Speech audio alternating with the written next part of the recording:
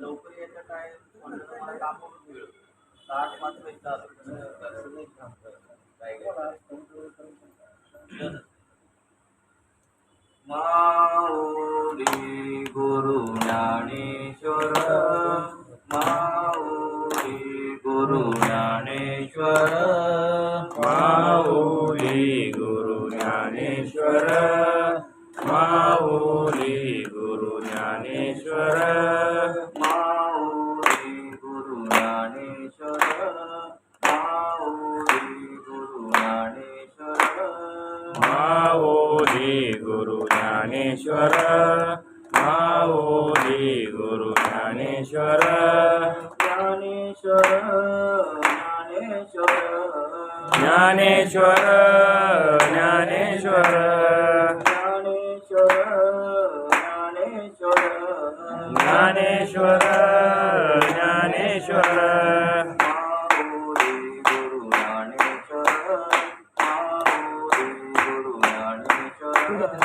माऊली गुरु ज्ञानेश्वर माऊली गुरु ज्ञानेश्वर ज्ञानेश्वर ज्ञानेश्वर ज्ञानेश्वर ज्ञानेश्वर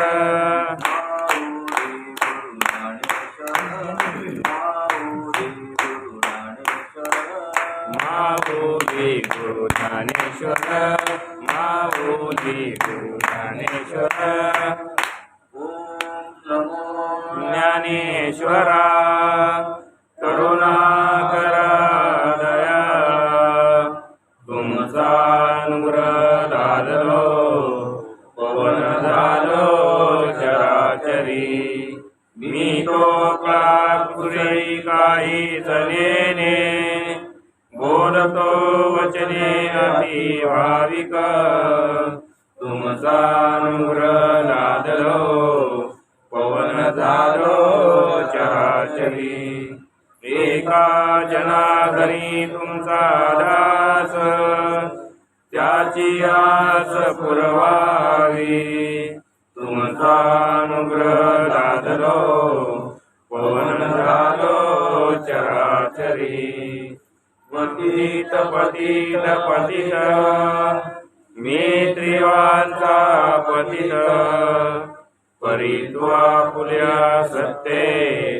मज करावे सरते नाही चित्त शुद्धी स्थिर पायापाशी बुद्धी परित्वा फुल्या सत्ते मज करावे सरते अपराधाचा केलो तुका म्हणे काय बोलो परित्वा फुल्या सत्ते मज करावे सरते आता माझ्या भावा अंतराय नको देवा आले भागाते करीतो तुझे नाम उच्चारितो दृढ माझे मन पायी बांधावे आपण आले भागाते करीतो तुझे नाम उच्चारितो तुका मने वाटे नको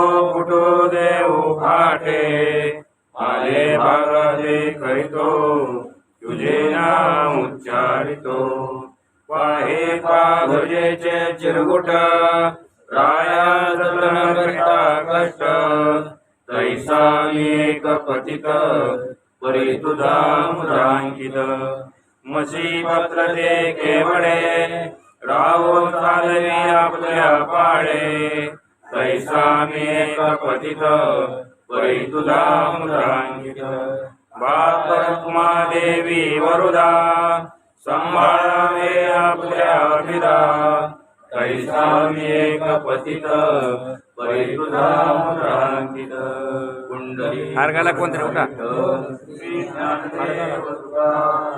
पंढरीनाथ भगवान की जय माऊली ज्ञानेश्वर महाराज की जय जगद्गुरु संत तुकाराम महाराज की जय शांती ब्रह्म एकनाथ महाराज सच्चिदानंद श्रीपाद भगवान की सचिदानंद रामदास भगवान की जय. ब्रह्ममूर्ती पोपट बाबा महाराज की जय. अवधूत चिंतन श्री गुरुदेव दत्त गोपाळ कृष्ण भगवान की जय. बोलो रे भाई सब संतन की जय.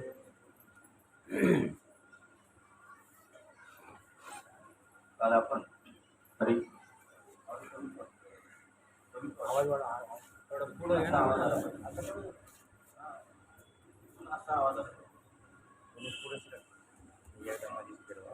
हरी हरी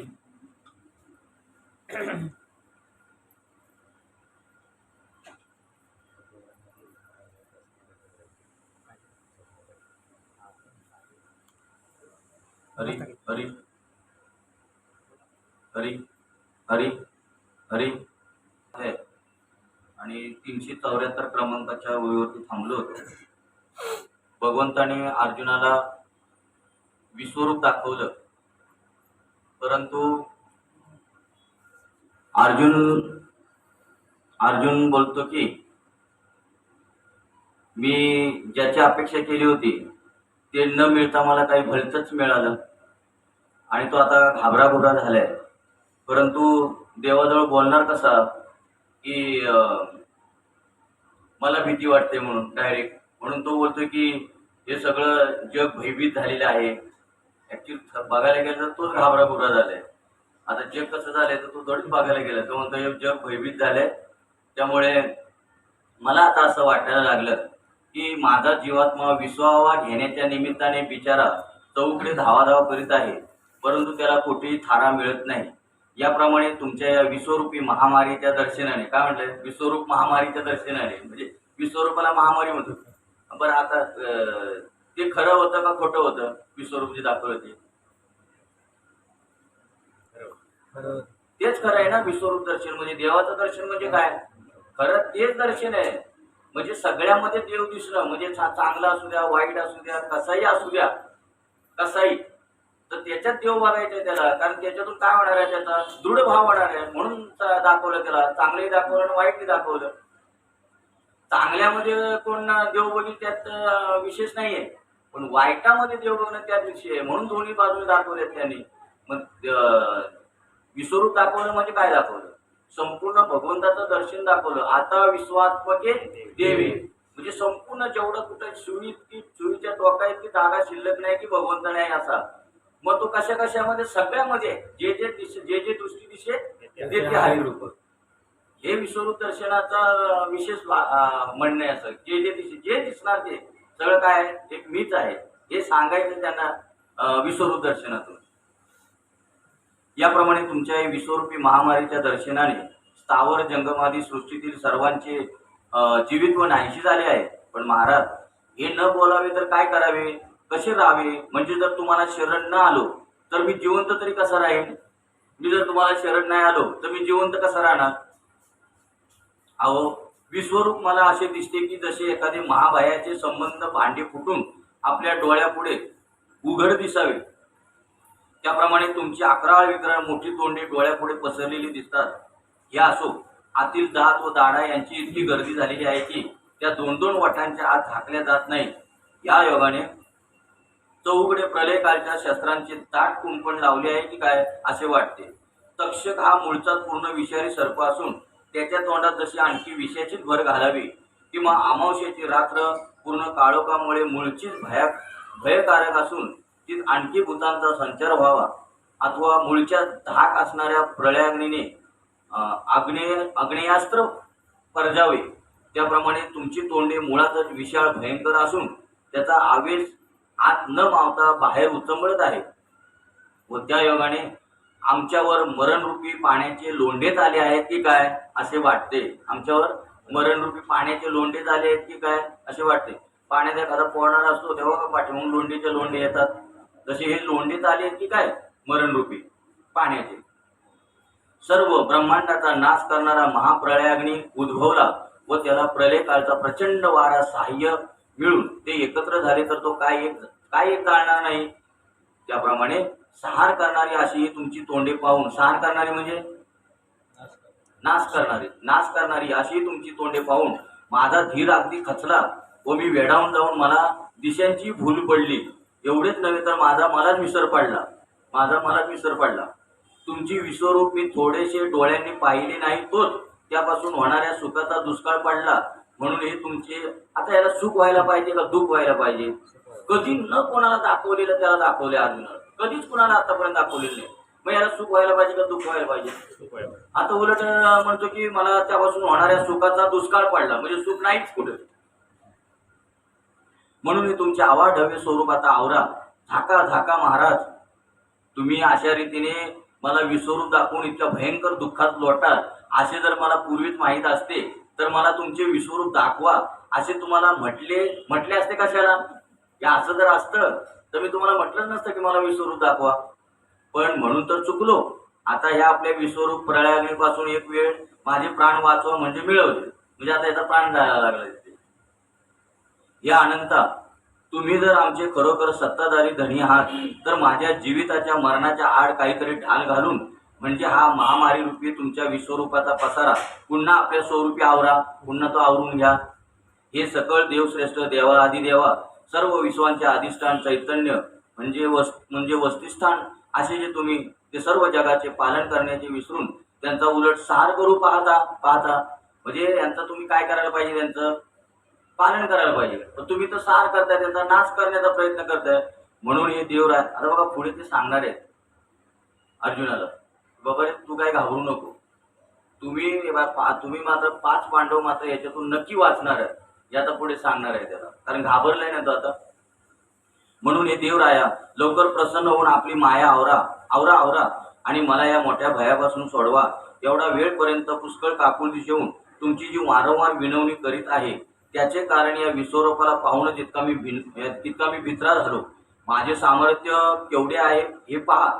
ज्या वेळेत आता तू सांगतो मी घाबरलोय तुमचं हे विश्वरूप बघून, पण बघा माझं सामर्थ्य कसं होतं तरी मी घाबरलो. आता त्या स्वतःचं सामर्थ्य सांगतोय. ज्या वेळेस अमरावतीवर राक्षसांचा हल्ला छापा पडला होता त्यावेळेस त्यांचा पराभव मी एकट्याने केला. म्हणजे अमरावतीवर ना ज्या वेळेला राक्षसांचा हल्ला झाला त्यावेळेला अर्जुनाला खालून वरती बोलवलं होतं आणि त्यावेळेला त्यांनी त्यावेळेला पराक्रम केला होता एकट्या अर्जुनाने. सगळे जेवढे तिथे ज्या राक्षस आले होते ना त्याच्या सगळ्यांना त्यांनी तिथे पळवून लावले. त्या राक्षसांचा पराभव मी एकट्याने केला. मी साक्षात काळ तोंडासमोर आला तरी त्यास भिणारा नव्हे, परंतु देवा या आपले विश्वरूप या गोष्टींपैकी नव्हे. म्हणजे तसंही तुमचं गोष्टी हे विश्वरूप नाहीये. म्हणजे आता देवालाच सांगायला लागला, म्हणजे माझं सामर्थ्य बघ किती आहे तरी पण तुझ्या विश्वरूपाला मी घाबरतोय, एवढं माझं सामर्थ्य असताना. परंतु देवा या आपले विश्वरूप या गोष्टींपैकी नव्हे. या ठिकाणी मृत्यूवरील ताण करून सकल विश्वास सहित आमचाही घोट घ्यावा, म्हणजे सर्व विश्वासहित आमचाही घोट घ्यावा या हेतूने तुम्ही प्राप्त झालात. म्हणजे सर्व विश्वास घेणार ते घेणार आणि आमचाही घात करणार आहे तुम्ही, आमचाही प्राण घेणार. हे पहा, हा प्रलय कालचा समय नसून प्रस्तुत तुम्ही स्थितीकालिक कसे काळ रूपाने प्राप्त झाला. म्हणजे हा प्रलय काळ आलेला नाही, म्हणजे सगळं संपण्याची वेळ आलेली नाही, तरी पण तुम्ही कसं काय नको त्या स्थितीला आलेला. पण या बिचाऱ्या त्रिभुवन गोलाची 100 वर्ष आजच भरली व ते अल्पायुष्य झाले असे वाटते. म्हणजे अर्जुन म्हणतो आता 100 वर्ष प्रत्येकाला दिलेली आहेत तर 100 वर्ष आजच पूर्ण झाली असं मला वाटायला लागलं. हा रे देवा, हा रे दैवा, कधी कधी असं नीट वाचायला. हा रे म्हणजे तू स्वतःच्या दैवाला हे करतो, काय म्हणतात त्याला, म्हणजे दोष देतो. हा रे दैवा, तुझी गती किती विपरीत आहे. विश्वरूपाच्या दर्शनापासून शांती होईल अशा समजुतीने मी देवा विश्वरूप दाखवा म्हणून म्हटले तर ते सुख न होता उलट विघ्नच ओढवले. अरे रे देवा, आता देवा म्हणतो अरे रे देवा, आता मात्र हे विश्व बुडाले कारण तूच त्या विश्वाला ग्रासू लागलास. देवा अहो, आपण अनेक मुके पसरून या सर्व सैन्याला चौकडून भक्षण करीत आहात. हे प्रत्यक्ष माझ्या दृष्टीत पडत नाही काय? हे सगळं जेवढं सैन्य आहे ना ते सगळं तुमच्या मुखात चाललेलं आहे आणि त्याला तुम्ही काय करताय, भक्षण करताय असं मी माझ्या दृष्टीने पाहतोय. अहो, कौरव कुलातील वीर म्हणजे आंधळ्या धृतराष्ट्राची मुलगे हेच नव्हेत का? म्हणजे आता ते धृतराष्ट्राची मुले आहेत ना ती सुद्धा त्याच्या तोंडात दिसायला लागली. आहा हे गेले गेले गेले सहपरिवार तुमच्या मुखात पूर्णपणे गेले. आणखी मी तो बघतोय आता त्याच्या मुखामध्ये कोण कोण जात आहेत, सगळं सैन्य कसं जात. आणखी आणखी बरं आता इथं सांगा, ते सगळे गेलेले बघितले त्यांनी. हा आणि बरं युद्ध कधी झालं, हे सांगण्याच्या अगोदर झालं का सांगायच्या नंतर झालं? हा काय युद्ध नंतर झाले? नंतर झालं. अगोदर गीता सांगितली त्याला आणि नंतर आणि गीता सांगितली त्याने बघितलेलं आहे स्वतःच्या डोळ्यांनी, हे त्याच्या मुखात गेले तरी घाबरतो. म्हणजे आता हे मेलेले आहेत ना थोडक्यात, तरी तो त्यांना घाबरतोय. म्हणजे बघा आणखी जे म्हणून या प्रत्येक गोष्टीची आपल्याला कल्पना असली पाहिजे. त्याला सगळ्या गीता सांगून मग त्याला मैदानावरती उतरवलेलं आहे, सगळं पटवून देऊ. आणि म्हणून तो शेवटच्या अध्यायात म्हणतो करिष्य वचन म्हणतो, तू आता जे सांगशील ते मी करीन. तरी नंतर कुठं काय केलं, त्याचा पोऱ्याला ज्या टायमाला मारला तेव्हा मग पेटून उठला ना. मी काय करिष्य वचन म्हणतो, तू जे सांगशील वचन तू बोलशील ते मी करायला तयार आहे. आणि कोणत्या मुलगा त्याचा अभिमन्यूला मारला त्या टायमाला झाला पेटून उठला. झालं काय करिष्य वचन म्हणतो.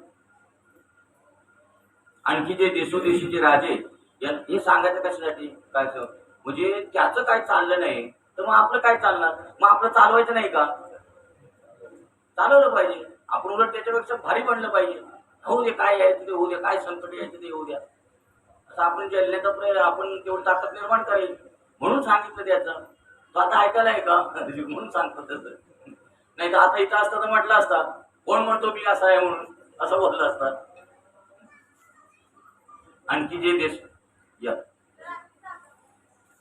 आणखी जे देशोदेशीचे राजे यांना सहाय्य करण्याकरता आले होते, बघा बरं का, आणखी जे देशोदेशीचे राजे यांना सहाय्य करण्याकरता आले होते त्यांचा निरोप माघारा सांगण्याकरता देखील तुमच्या तोंडातून कोणी मनुष्य उरला नाही. अशा रीतीने तुम्ही सर्वांना सरसकट गिळतात. म्हणजे तुम्हाला मदत करण्यासाठी जे राजे आले होते ते सुद्धा सगळे काय केले, तुझ्या सगळे मुखात गेले. आता हे परत त्याचा निरोप सांगण्यासाठी सुद्धा कोण शिल्लक राहिलेले नाही. म्हणजे त्यांचं पाठीमाग काय झालं हे सांगण्यासाठी कोणतरी राहिलं पाहिजे ना निरोप सांगायला, हेही कोण नाही. अशा या रणात मोठ्या थाटाने मधोन्मत्त हत्तीच्या समुदायांची देखील घटाघटा घास गिळीत आहात. हत्तींचा समुदाय सुद्धा घटाघट गिळीत आहे. म्हणजे केवढं तोंड असेल त्याचं बघा देवाचं.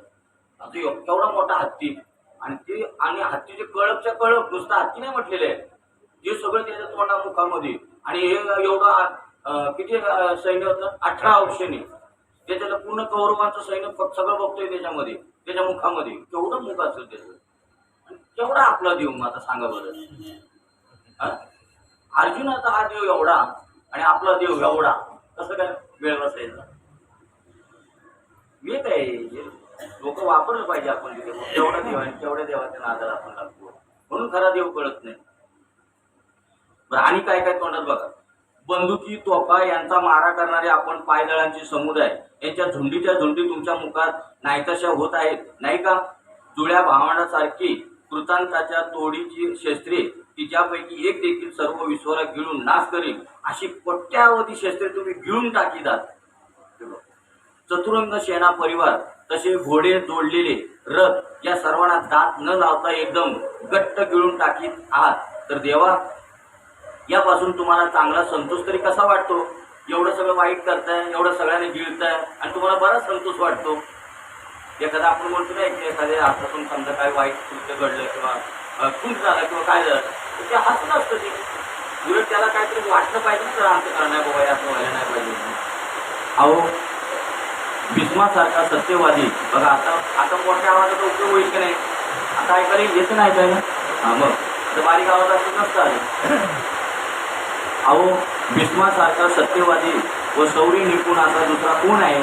याला देखील आणि हा द्रोण ब्राह्मण असून त्याला देखील हवे आपण ग्रासून टाकले. आता हा पाऊस का आला माहिती आहे, हा पाऊस नाही आला, हा देव आला. तो म्हणतो मी सुद्धा त्यावेळेला तिथे होतो, हे खरं आहे.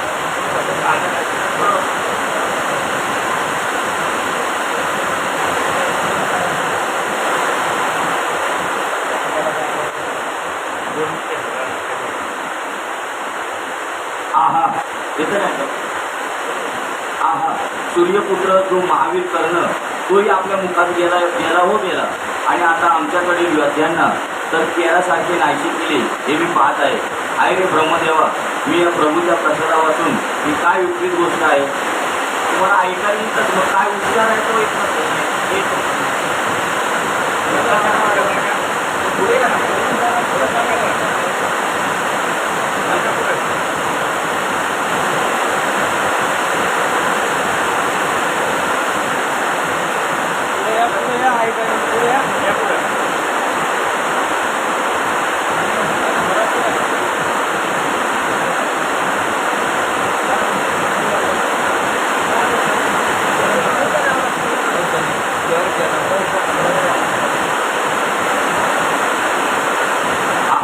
सूर्यपुत्र जो महावीर कर्ण तोही आपल्या मुखात गेला हो गेला आणि आता आमच्याकडे योद्ध्यांना तर केरासारखी नाहीशी केली हे मी पाहत आहे रे ब्रह्मदेवा, मी या प्रभूच्या प्रसादापासून ही काय विपरीत गोष्ट आहे. या विपरीत अनुग्रहाने असे झाले की मी मला विसरून दाखवा अशी प्रभूंची प्रार्थना करून बिचाऱ्या दीन जगाला स्थित काळी मारण्यास मात्र कारण झालो. या जगाला मारण्यास कारण मी झालो. बरं, मला अनुग्रही झाला तरी मी ह्या लोकांना काय झालं मारण्यास मी कारण झालो. आणि तो काय म्हणतो विपरीत अनुग्रहाने. आता विपरीत अनुग्रह होतं का त्याला सांगा बरं. मग आता बरोबर बाकीच्यांना विपरीत का वाटतं, त्यांना सुद्धा अनुग्रह पडतो म्हणून त्याला तसं म्हणावं लागलं. जोपर्यंत आपल्याला भेद दिसतो तोपर्यंत विपरीत अनुग्रह जरी झाला असता तरी विपरीत. आता बाकीच्यांना आपलं पटत नाही ते त्याला कारण हेच आहे, कारण त्यांना विपरीत अनुग्रह वाटतो म्हणून पटत नाही. देवाने पूर्वी थोड्या बहुत युक्तीसह आपल्या विभूती सांगितल्या त्यावर समाधान मानावे की नाही, पण त्याप्रमाणे समाधान न मानता विसरू दाखवा म्हणून विनंती करून मी हट्ट धरून बसलो. त्याचा हा परिणाम. म्हणून भोक्तव्य ते कधीही चुकत नाही. म्हणून जे म्हणतात ती गोष्ट अगदी खरी आहे. म्हणजे जे भोगायला लागणार ना ती अगदी गोष्ट ही खरी आहे. अर्जुन म्हणतो आता काय याला भोगायला लागलं होतं. आणि बुद्धीही त्या भोगाला अनुरूप म्हणजे जसे होणार असेल त्यासारखी होत असते. लोकांनी आपल्या मरणाचे खापर माझ्या डोक्यावर फोडावे, मला दोष द्यावा असे माझ्या कपाळी म्हणजे प्रारब्धात लिहिले होते. ती गोष्ट चुकणार तरी कशी. बघा तो म्हणतो की बघा आता इथं म्हणून भोक्तव्य ते कधी चुकत नाही. म्हणजे जे भोग आहे ते कधी कुणाला चुकत नाही. म्हणून जे म्हणतात ती गोष्ट अगदी खरी आहे. तो म्हणजे भोग आहे असं जे म्हणतात ना ते खरं आहे. आता खरंच खरं आहे का. म्हणजे कोणतरी देव आपल्याला भोगावा लागतो किंवा काय करतो असं आहे का. नाही, आपले कर्म आपल्याला भोगायला लागतात. मग त्याने ते कबूल केला आपली कर्म ही आपल्याला भोगायला लागतात. आणि बुद्धी त्या भोगाला अनुरूप म्हणजे जसे होणार असेल त्यासाठी होत असते. कळलं. आवाज येतो पण समजत नाही का. या IMP विषय इस पॉइंट को नोट किया जाए. म्हणजे आपलं जसं कर्म असतं तशी आपली बुद्धी होते. आता त्याला काय करणार माणूस सांगा बरं. आणि आम्ही नावं ठेवायला लगेच तयार. ज्याने असं केलं आणि त्याने तसं केलं. तिथं काय सांगतात ही ओवी नीट लक्षात ठेवा प्रत्येकाने. किती 402 क्रमांकाची ओवी. आणि तुम्हाला एक पुरावा सांगतो असा भावार्थ रामायणामध्ये अशी परत ओवी आहे की जसं आपलं कर्म पुढचं होणार आहे तशी आपली बुद्धी भगवंत करून घेतो. म्हणजे कर्मासारखी घेतो. म्हणजे ते कर्म त्याच्या प्रारब्धामध्ये होतच. मग भगवंत बुद्धी तशी करून घेतो. मग त्याला आता काय करायचं. आता हे भल्याना कळत नसल्यामुळे आपण काय करतो आणि आपल्याला काम काय तेवढंच. त्याने असं केलं की त्याने अरे हे आई हे वाद त्याचं कर्म होतं पाठीमागचं शिल्लक होतं. त्या कर्मानुसार त्याची बुद्धी तशी केली देवाने म्हणून ते झालं तसं.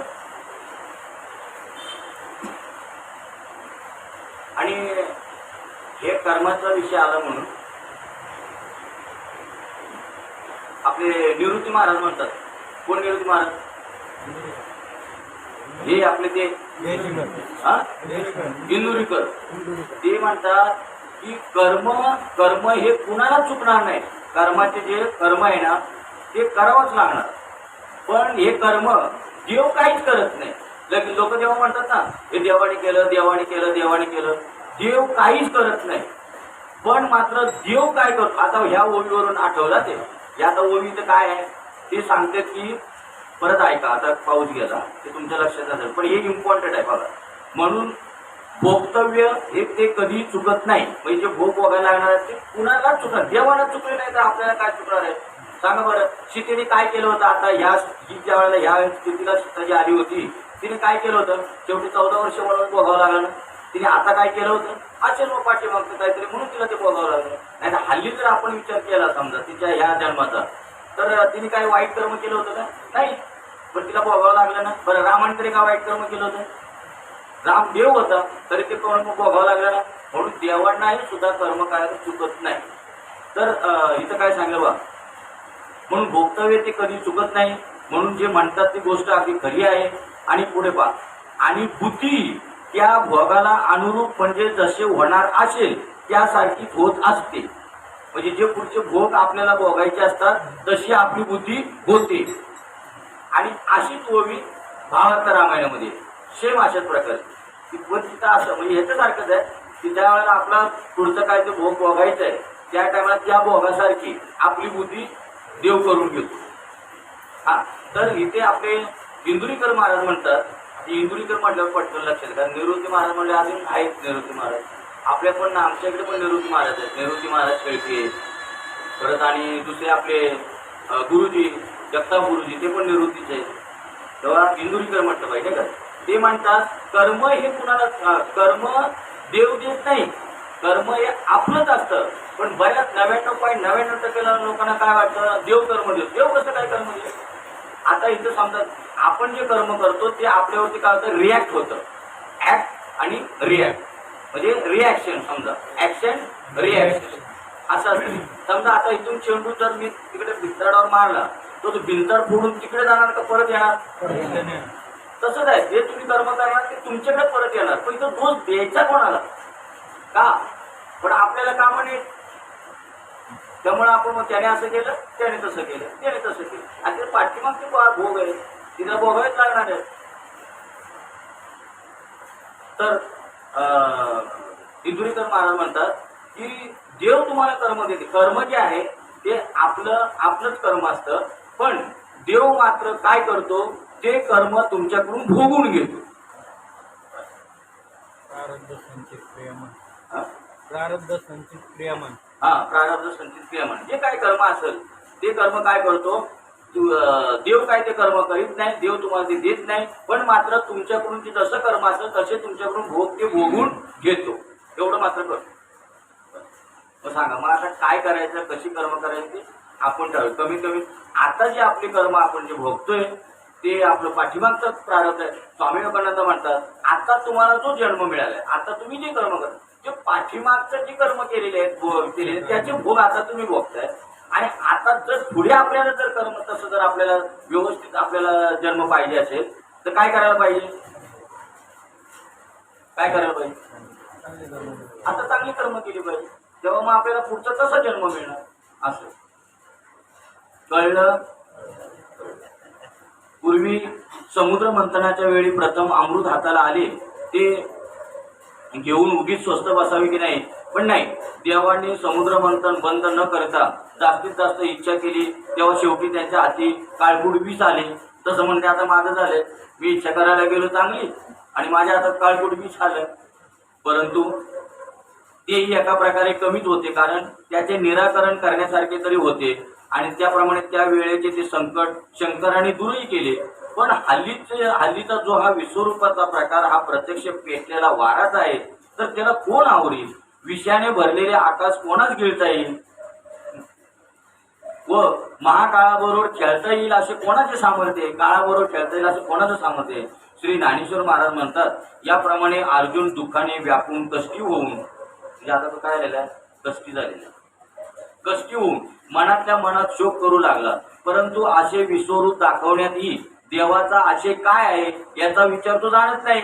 बघा, हे इम्पॉर्टंट आहे पॉइंट. असंच होतं ना, ज्या वेळेला तुम्हाला काही वेळेला ते कर्म दिसायला एखादा बॅड दिसत असेल, पण त्याचा पाठीमागचा आशय काय आहे हा आपल्याला कळला पाहिजे. त्याचा उद्देश काय आहे हा कळला पाहिजे आपल्याला. कधी कधी एखादं कर्म चांगलं जरी दिसत असलं तरी त्याचा उद्देश एखाद्याला वाईट असू शकतो. कधी एखाद्याला वाईट कर्म असतं, बॅड कर्म असतं, तेव्हा त्याच्या पाठीमागे उद्देश चांगलाही असू शकतो. उद्देशाला महत्व आहे, कर्माला महत्व नाही. लक्षात घ्या. काय त्याच्या पाठीमागचा उद्देश काय आहे तो लक्षात घेतला पाहिजे. कधी कधी कर्म करताना एखाद्याला दिसतं ते काय बरोबर नाही, काय बरोबर नाही असं म्हणणारे म्हणतात, पण तू करणार आहे त्याचा काहीतरी उद्देश असणार ना. भगवंताने आता म्हणजे सांगण्याचा तात्पर्य, आता आपण सिद्धांतावर येऊया. भगवंताने आता याला ही महामारी जी दाखवली, सगळं सैन्य तोडण्यात जातंय, काय होतं, हे सगळं वाईट दाखवलं, त्याच्या पाठीमागे काहीतरी देवाचा उद्देश असणार असे ज्ञानेश्वर महाराज म्हणतात. तो उद्देश आपण लक्षात घेतला पाहिजे. तो हे फक्त असं म्हणतो देवाला दोष देत चाललंय, आणि त्याचा उद्देश काय देवाचा तो बघ, असं ज्ञानेश्वर महाराज अर्जुनाला सांगतात.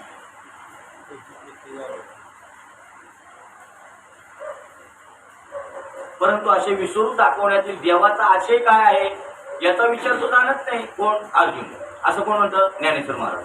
कारण मी अर्जुन मारणारा व हे कौरव मारणारे अशा ज्या उलट मोठ्या मोहाने तो व्यापून गेला होता, तो त्याचा मोह नाहीसा करण्याकरिता श्री अनंताने आपले विश्वरूप दाखवले. हा त्याच्या पाठीमागचा आशय होता. अर्जुनाला वाटत होतं की मी मारणारा आणि हे मारणारे, तर त्याला दाखवत होतं अरे इथं मारणारा कोणी नाही, मारणारा कोणी नाही, हे मीच मारणार आहे, मीच सगळं करू शकतो यांना, म्हणजे माझ्यातून आले आणि ते माझ्यातच जाणार आहेत पुन्हा, हे दाखवायचं त्यानं. बघा आता पुढे ते सांगतील की एखादं चित्र फळ्यावर काढलेलं आहे, ते चित्र आता त्या फळ्यावर जे चित्र आहे त्याला आता किती तलवारी मारल्यावर किती मारणार आहे बघा. मग त्याला काय करावं लागेल? त्याला मारायचं असेल तर डस्टर घ्यावं लागेल, बस संपला विषय. तसं ते म्हणणार आहे अरे बाबा हे सगळे मी अगोदरच मारलेले आहेत, फक्त तुला काय करायचं, तुला विजयी घोषित करायचं आहे म्हणून मी हे सगळं कटपट करतोय, बाकी काय नाही.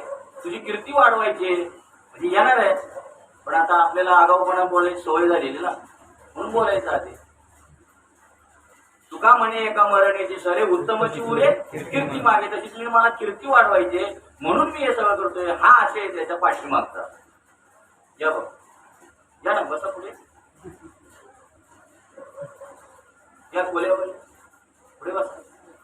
हुशार विद्यार्थी पुढे असलं म्हणजे बरं पडतं ना. म्हणजे तुम्हाला विद्यार्थी म्हटलं म्हणजे तुम्ही लगेच गुरुजी म्हणाल, तसं नाही, तुम्ही विद्यार्थी आहात.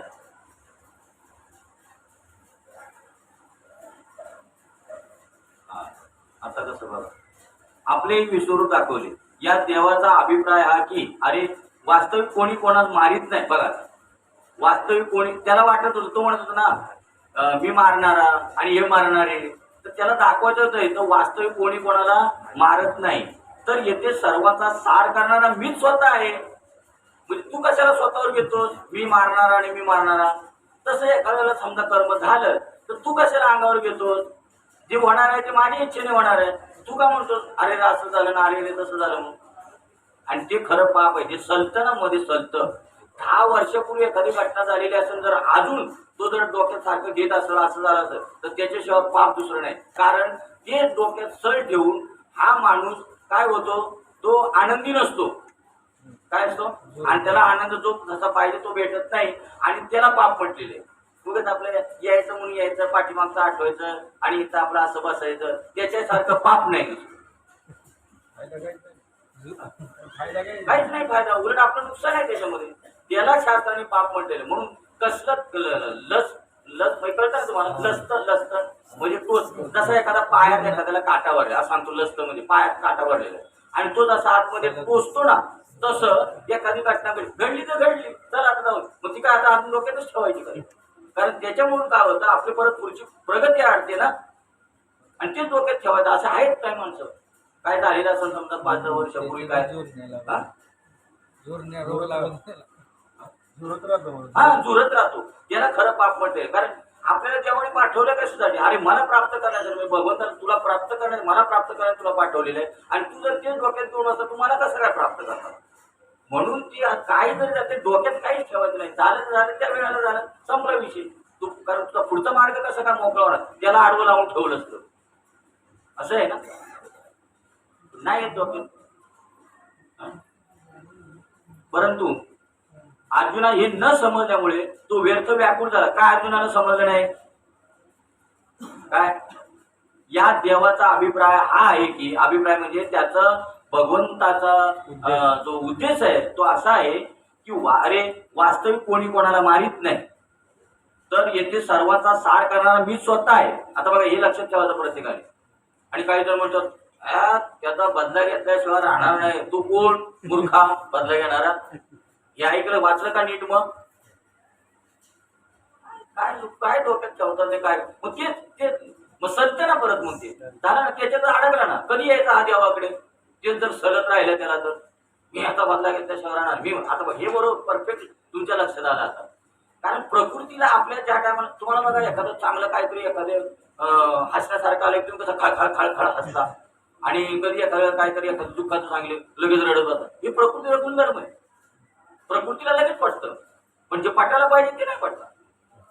आत्म्याचा स्वधर्म आहे तो आपल्याला पटवून घेतला पाहिजे. तो नाही प्रकृतीला जेवढं कळतं की लगेच खळ खळ खळ खळ खळ असतं.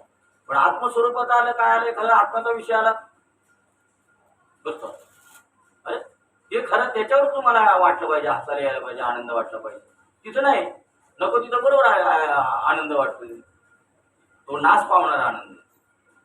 आणि हा जो आत्मस्वरूपात आनंद आहे तो कधी त्याचा कोणीच नाश करू शकत. अविनाश करी आपले आहे नावी म्हणा पिशे गोविंदाचे सतत सततम कीर्तन तुम्हाला सतत त्याचं चिंतन शाश्वत शाश्वत आहे.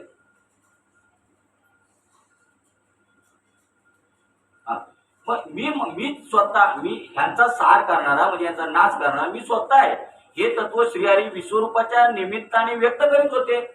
म्हणजे हे सगळं तुमच्या माझ्या भगवंताच्या मुखामध्ये जे दिसतंय सगळं सार केल्यासारखं म्हणजे त्यांचा नाश केल्यासारखा ते अर्जुनाला दाखवतोय असं की अरे बाबा तू कोणी इथं मारणार नाही. ह्यांना मारणारे ह्यांना जगवणारे ह्यांना काय करणार ते सगळं मीच करतोय. काय राहिलं मग आता इथे सांगा काय आपल्या हातात काय राहिलं? काय राहिलं का आपल्या हातात? काय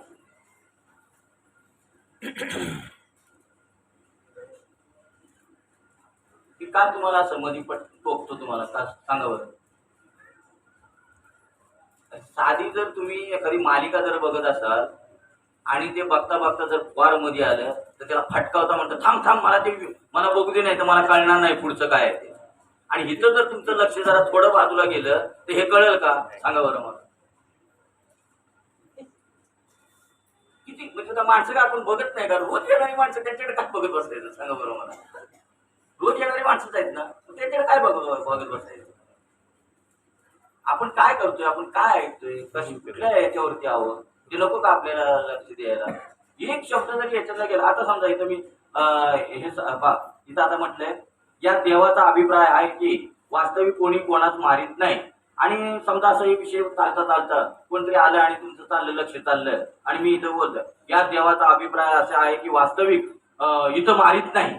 आणि मधलं तुमचं गेलं कोणी कोणाशी गेलं तर मारित नाही. मग तुम्ही नंतर विचार करा काय मारित नाही म्हणजे? मग त्यापेक्षा पहिला ऐका ना तिथे कोणी कोणाच मारत नाही आणि कोणी कोणाच गेलं निघून तुमच्या डोक्यातून इकडे तिकडे बघताना. मग कसं कळणार आपल्याला सांगा बरं? एक उदाहरण फॉर एक्झाम्पल सांगतो. म्हणून ही ऐकताना आता काय असतं की आपल्याला वाटतं तेवढं हे नाहीये. आलं लक्षात? जेवढं वाटतं तेवढं विचार करायचा.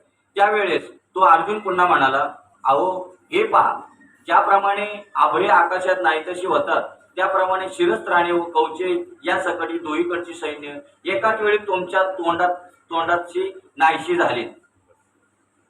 झाली आहे. किंवा महाप्रळयाच्या अखेरीस यम विश्वावर पोपल्यावर जसा 21 स्वर्गांना पाताळासह तो गिळून टाकतो. कोण? महाप्रळय. म्हणजे सगळीकडे काय आहे नुसतं पाणी सगळं. आणि तो काय करतो आता 21 स्वर्ग राहतील का मागे सांगा बरं शिल्लक राहतील? अथवा दैव प्रतिकूल झाल्यावर संग्रह करणाऱ्याचे ऐश्वर्य. आता इथं बघा खूप बारकाईने सगळं लक्ष द्यायला लागतं. आता इथं अथवा आता इथं 2 वरती काय हे दिलेले आहेत ना ते एकदम बारीक आहे. आता इथे मी पटकन म्हणलं अथवा देव प्रतिकूल झाल्यावर मग पूर्ण गोबीचा अर्थ काय होणार आहे? पूर्ण बदली होणार. इथं त्याला असं सांगायचं अथवा दैव प्रतिकूल झाल्यावर. आणि आता आपण देव वाचला असतं तर झालं म्हणजे पूर्ण काय होणार आहे? टॉपिक पूर्ण बदली होऊन जाणार.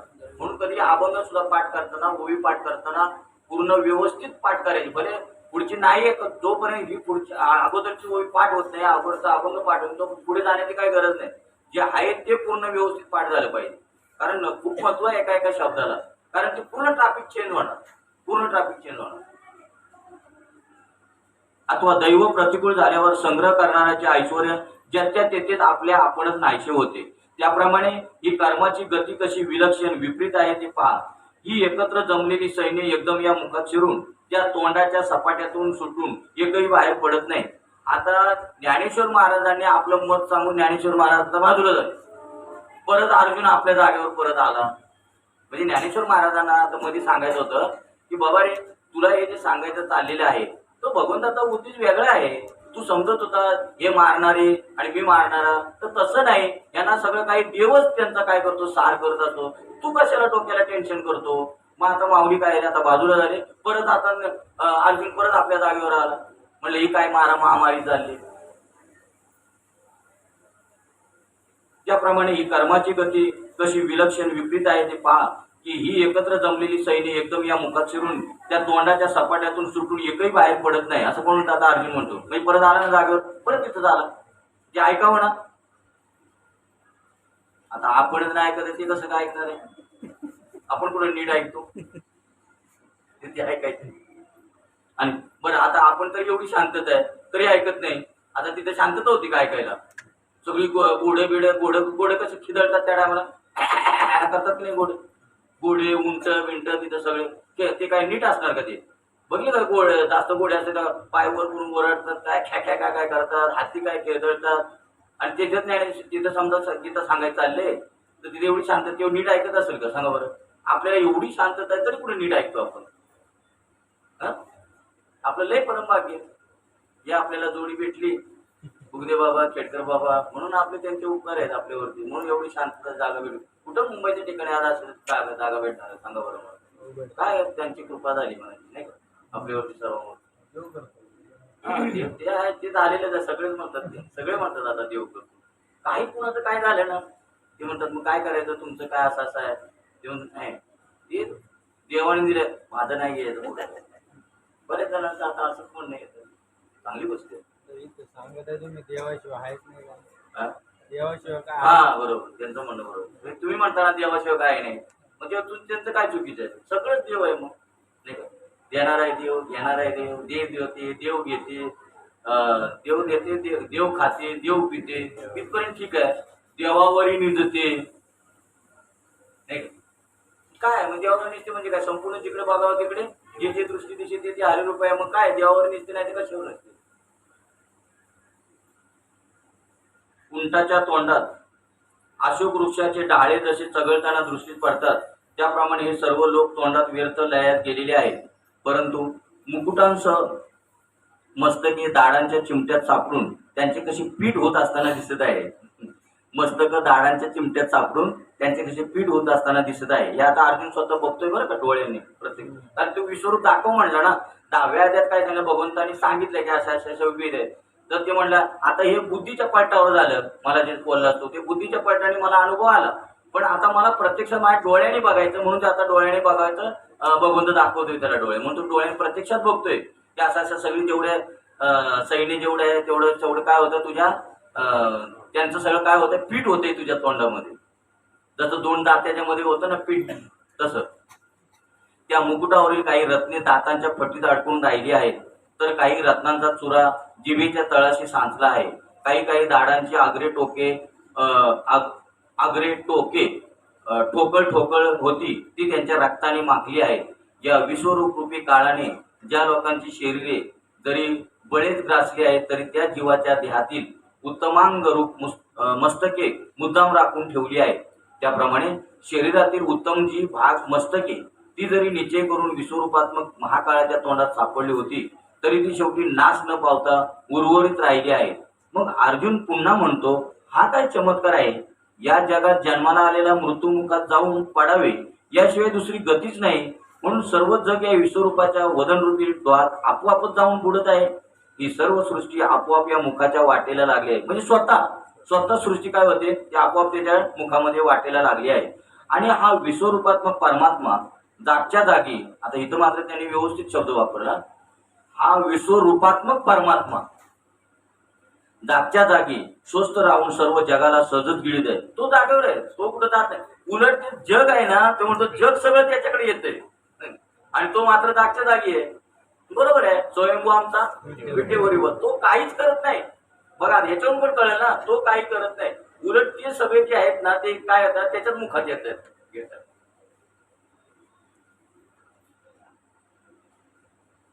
ही सर्व सृष्टी आपोआप या मुखाच्या वाटेला लागली आहे आणि हा विश्वरूपात्मक परमात्मा जागच्या जागी स्वस्थ राहून सर्व जगाला सहजच गिळीत आहे. ब्रह्मदेवासारखी मोठमोठाली सर्वच्या सर्व मंडळी या विश्वरूपाच्या सर्वात अति उंच असलेले जे तोंड त्यात वेगाने धाव घेत आहेत. बघा म्हणजे याच्यामधून ब्रह्मदेवाची सुद्धा सुटका नाही. बघा त्याची सुद्धा काळ वाट पाहतोय. काय घडी घडी काळ वाट याची पाहे अजूनही किती आहे अवतार. ब्रह्मदेवाचा एवढं म्हणजे तिथं आता त्या आपण डोक्यात घेतलं पाहिजे. काही जण कुणाला श्रीमंतीचा मास, कुणाला कशाचा मास म्हणजे तुका म्हणे त्याची संपदा एवढी आणि संपदा एवढी सांगाची कवडी नाही गेली. मग एवढं असताना सुद्धा एवढं कळतंय की बाबा आज संपत्ती आपल्यावर येणार नाही. जी काय आपलं एवढे आपले बंगले आहेत, एवढा अमुक आहे, तर हे आपल्या बरोबर जाणार नाही. तरी आपल्याला अभिमान असावा. सांगा बरं मला. आणि आता इथे तरी काय सांगतात बघा. ब्रह्मदेवासारखा तो सुद्धा त्याच्या कचाड्यातून सापडत नाही या काळाच्या कचाडून.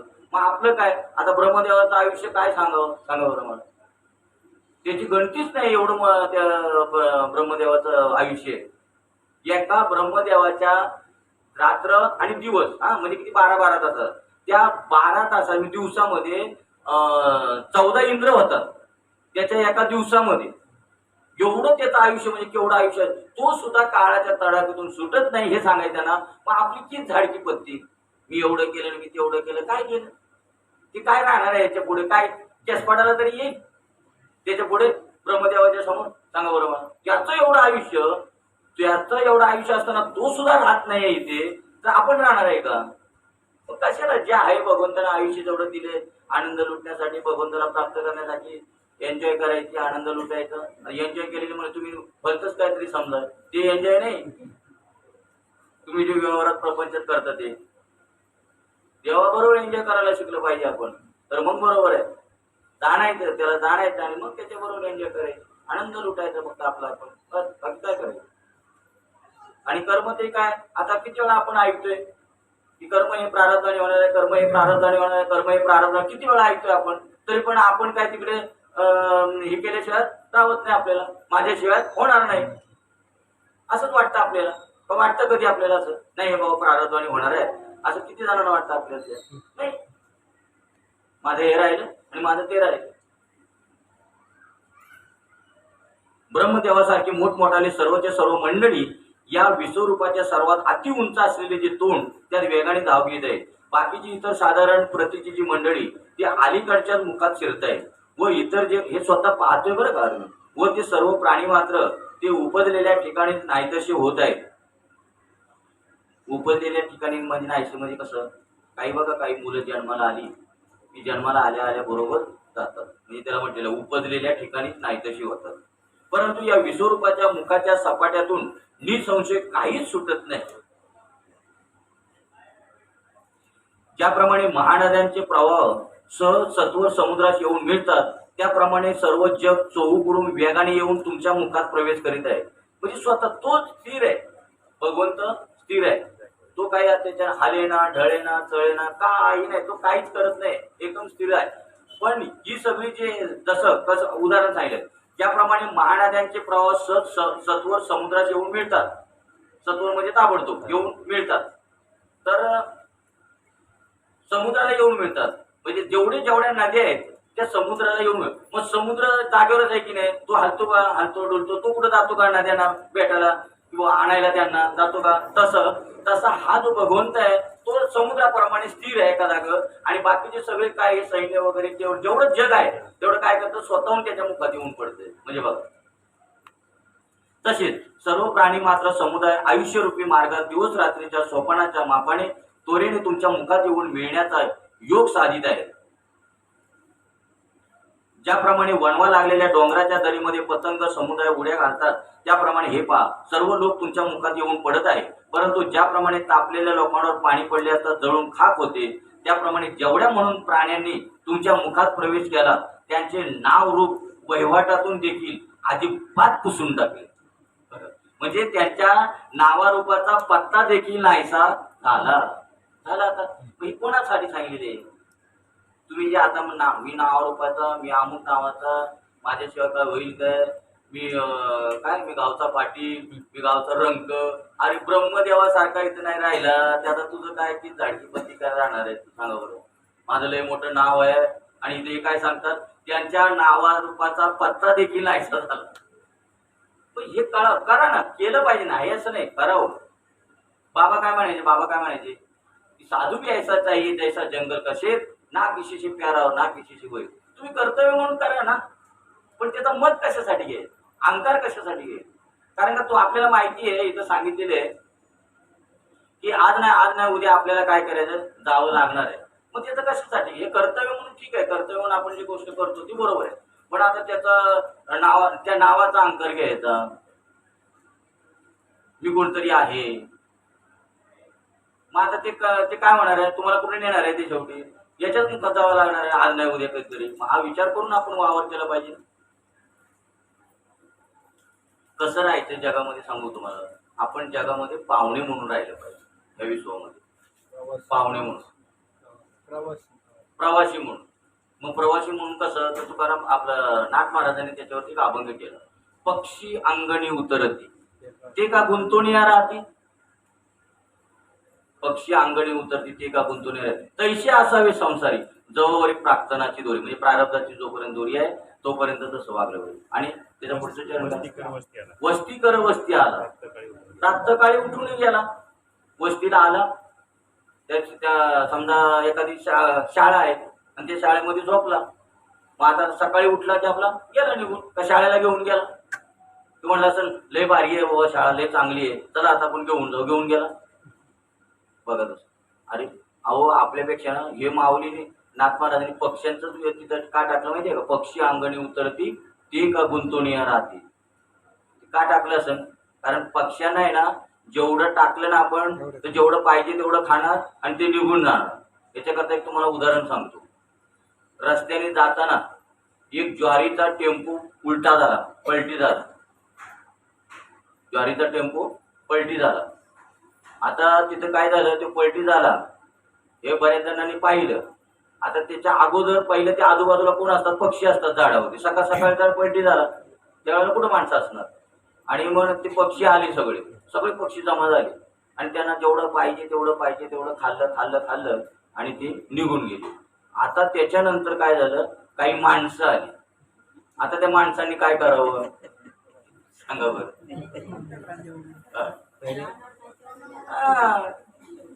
परत आणि घरात हे जातंय पोते घेऊन, परत आणि घरात त्यांना हात मारून सांगा या रे या.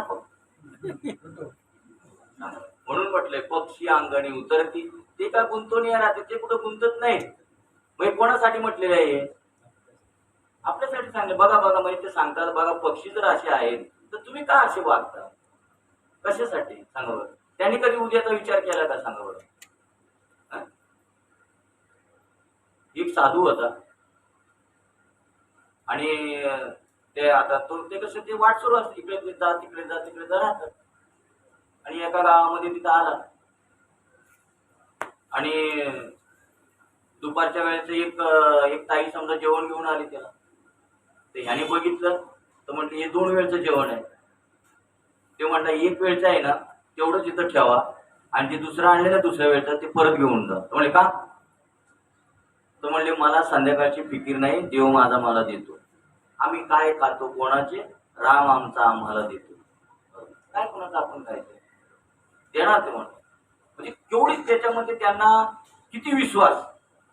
नुसतं म्हणणं नाहीये तुका म्हणे घालू दयावर. अशी काय आहेत अजून माणसं आहेत, आताही आहेत, नाही असं का, त्यांचं करतो देव. नुसतं म्हणणं नाहीये, खरंच तसं व्हायला पाहिजे. का उद्याची चिंता करत, पक्षी जर उद्याचा विचार करत नाही, चिमण्या उद्याचा जर विचार करत नाही, उद्या जाऊ द्या, जेवढं पाहिजे तेवढं खाल्लं, त्यांना संध्याकाळी लागणार नाही, आपल्याला लागतं त्यांना नाही लागत. त्याने विचार केला का चला बाबा आता एक टोपली तरी भरून घेऊन जावं म्हणून विचार केला नाही. म्हणजे माणसाचं कधी काय म्हणत पोट कधीच भरत नाही.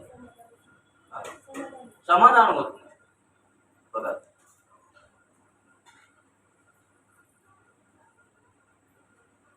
कुठं आलो होतो?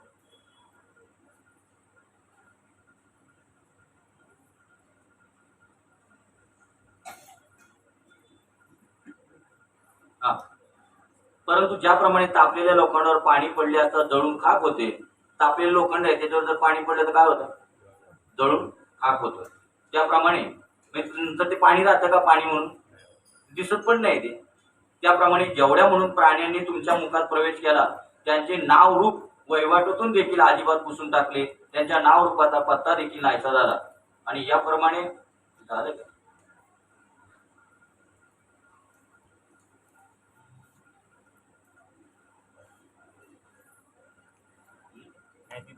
तेच चाललंय बरोबर. आणि याप्रमाणे इतक्या सर्व जगांचे भक्षण करूनही तुमची भूक मुळीच कमी होत नाही. ती नाही, उलट तुमच्या जठराग्नी इतका इतका विशेष रूपाने प्रदीप्त तरी झाला कसा? आता बघा इथं पण सुद्धा एक पॉइंट आहे. आपण जे अन्न खातो ते कोण खातं नेमकं? कारण शरीर कसं आहे? जड आहे, ते तर खाऊ शकत नाही, बरोबर आहे. आणि आत्मा कसा आहे? आत्मा तोही काय करू शकत नाही, खाऊ शकत नाही. मग नेमकं हे अन्न खातं कोण? जठराग्नी. जठर नाही तुम्ही लगेच म्हणला जठर. हा, जठराग्नी. तो आतमध्ये आपल्यामध्ये आहे ना, जठराग्नी त्याला लागतं ते. आणि म्हणून बघा जठराग्नी म्हटलेलं बरोबर.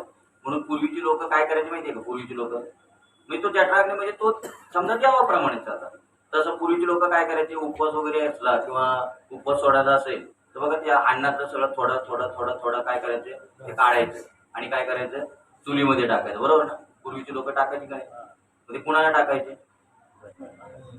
जठराग्नी. म्हणजे तो कोण आहे? देव आहे तो. हा, त्याला अग्निस्वरूप देव आहे की नाही, त्याला टाकायचे. बघा आता आहे की नाही काय? आता चुलीच नाही राहिल्या तर कसं काय करणार? चुली राहिल्याच कुठे टाकणार? गॅसवरती टाकणार. म्हणजे प्रत्येक जण उठायचं आणि गॅसवरती नेऊन टाकायचं एका. मला नाही वाटत कोण असं करीत. हा, नाहीच करणार. नाही पण ते माहितच नाही त्यांना काय.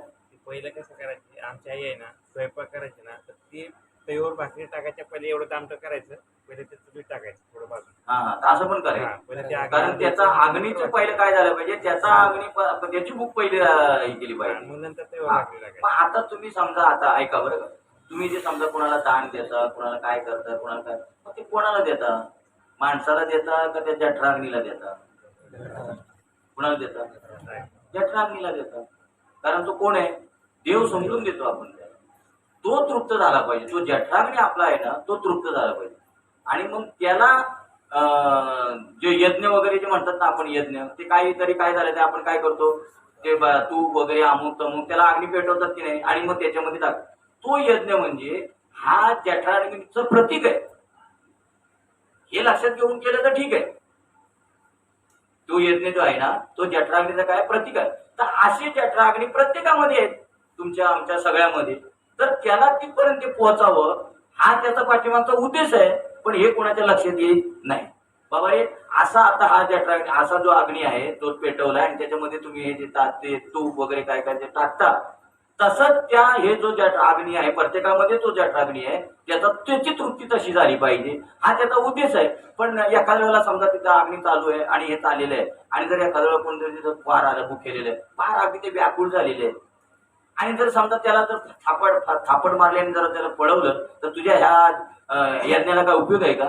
म्हणजे तो सच्चा यज्ञ तिथं आलेला, हा उलट खोटा येतो तसं बघायला गेलं. आणि सच्चा यज्ञ चालून आलेला आहे तुझ्याकडे, त्याला तू उडवतो. आणि हा खोटा यज्ञ तिथं करत बसतो, तो यज्ञ त्याला पावल का?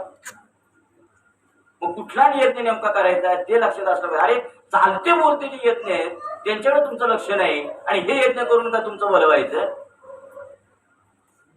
उलट तो उदर भरण नव्हे जाणी जे यज्ञ कर्म, त्यांचं तो यज्ञ, त्याला खरं यज्ञ म्हटलेलं आहे. प्रत्येकाचा जठराग्नी शांत करणं त्याला खरा यज्ञ म्हटले. हे प्रतीक आहे, त्या यज्ञाचं हे प्रतीक आहे. आणि हेच प्रतीकाच्याच मागे लागलेले आहेत सगळे. कधी मिळ बसायचा सांगा बरं? हा पहिला आपल्याला मिळेल. उलट त्याचा जर जठराग्नी शांत झाला तर तुला समाधान मिळणार आहे. पण ह्याच्यातून काय होईल उलट माहितीये का, तू त्याच्यामध्ये तूप टाकणार, ते टाकणार, सगळं काय टाकणार, अग्नी होणार, त्याचा मग नंतर परत धूर होणार, त्या धुराने तुझे डोळे माखून जाणार आणि नंतर तुझे डोळे जाणार आणि मग ऑपरेशन करायला पैसे घालवणार. त्यापेक्षा हा एक यज्ञ कर. आम्हाला लय आवडतं कारण कुळकुळ करतं ना खिशामध्ये. चला यज्ञ करायला, चला यज्ञ करायला. मूर्खा चालता बोलता येत नाही, त्याला थापड देऊन पाठवतो. त्याचा अग्नी त्याचा शांत कर, ते नाही करायचा आणि इकडे चालला तुला शांत करायला. कसा होईल शांत तो? पुढे ह्याचा जास्त भडका होणार.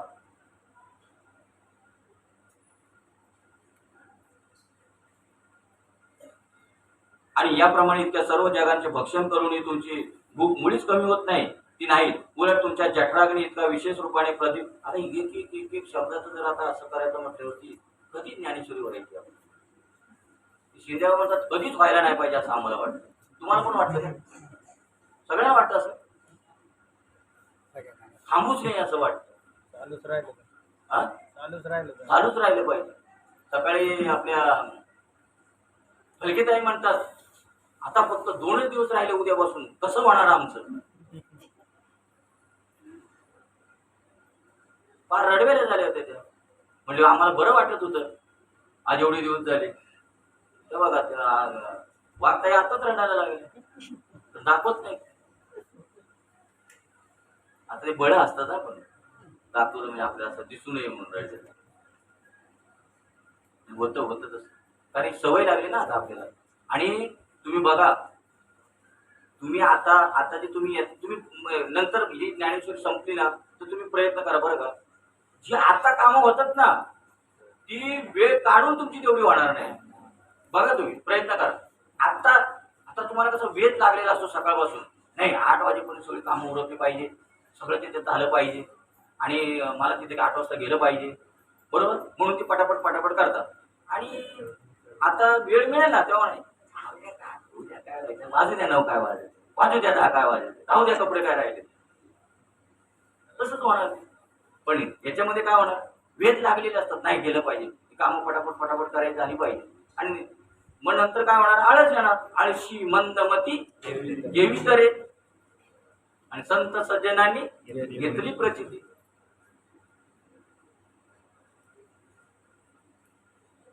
ज्याप्रमाणे एखादा रोगी तापातून बरा झाल्यावर त्याला खा सुटते, हे खरं आहे बरं.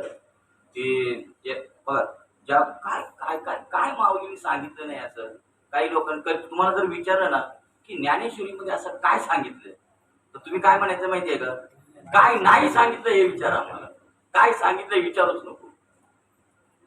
बरं आता काय सांगतो बघा, ज्याप्रमाणे एखादा रोगी तापातून बरा झाल्यावर त्याला खाका सुटते, हे झालेलं आहे बरं काही. हे खरंय बघा, प्रत्येकाने बघा. जो उदाहरण आहे का उदाहरण असं कसं नाही तुम्ही बघितलं का? मग रोज खायला गेलं, आता रोज खायला गेलं जास्त लागतं का रोजच्या पेक्षा? मग म्हणजे खरंय नाही, पण आहे बघा तुम्ही. तापातून म्हणजे एखाद्या आजारातून माणूस उठला ना तेव्हा खावत नाही ना, मग त्यावेळेला खावत नाही. समजा 4 दिवस आजारी आहे ते खावत नाही, मग ते बॅलेन्स राहिलेलं असतं ना, बॅलेन्स. कारण हे शरीराचं कसं माहितीये का, संतुलन राखता आलं पाहिजे, संतुलन राखतो आपण, हे खरं आहे ते. तर आता बघा तुम्हाला पटतंय की नाही ते तुम्ही बघा. 4 दिवस जर खाल्लेलं नसतं, मग कमी खाल्ले, समजा 50-100% खायचं, 50% खाल्लेलं, मग ते बॅलेन्स राहिलेलं असतं ना. कारण संतुलन काय करायला पाहिजे, संतुलन राहिलं पाहिजे शरीराचं. ते बॅलेन्स राहिल्याच्या नंतर तो खा सुटते त्याला, कारण ते ऑटोमॅटिकली होते, नेचरली होते खा. कारण राहिलेलं असतं ना ते काय करावं लागतं, ते पूर्ण करावं लागतं. म्हणजे खरं आहे तापातून उठल्यावरती किंवा एखाद्या आजारातून उठल्यावर बघा माणसाला जास्त खायला लागतं. तेव्हा आपण एखादी घरातल्या आपली महिला म्हणते किंवा ताई म्हणते, काय आजारातून उठला मग तुला काय खा लागली का तुझ्या मागे, बघा म्हणते. म्हणजे खरं खाई सुटली, खरं आहे ना. मग ते माऊली सांगतात, ज्याप्रमाणे एखादा रोगी तापातून बरा झाल्यावर त्याला खाका सुटते किंवा एखादा भिकारी दुष्काळातून सुकाळात आला म्हणजे त्याला खाका सुटते, त्याप्रमाणे सर्व जगाचा लय करून अजून तुम्ही जिबल्यांनी ओठ चाटीत असता त्या जिबल्यांची गडबड दिसते. त्याचप्रमाणे या तुमच्या तोंडापासून जेवढे म्हणून खाण्याचे जिन्नस आहेत त्यापैकी एकही जिन्नस वेगळा उरला नाही. तेव्हा आपल्या या खरमरीत भुकेचा अपूर्व महिमा काय वर्णन करावा. म्हणजे ते भगवंताला म्हणा, अशी तुलाच काय झालेली आहे, खाका सुटलेली आहे, काय जे मिळेल ते खातोय, मिळेल ते खातोय. संपूर्ण समुद्राचा एक घोट करून तो पिऊन टाकावा काय.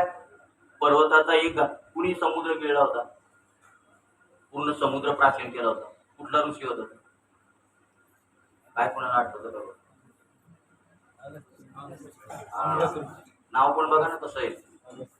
कोण बोलले पहिलं पाठीमागं बोलले. त्याच्या प्रवचन करायचं बोल ना.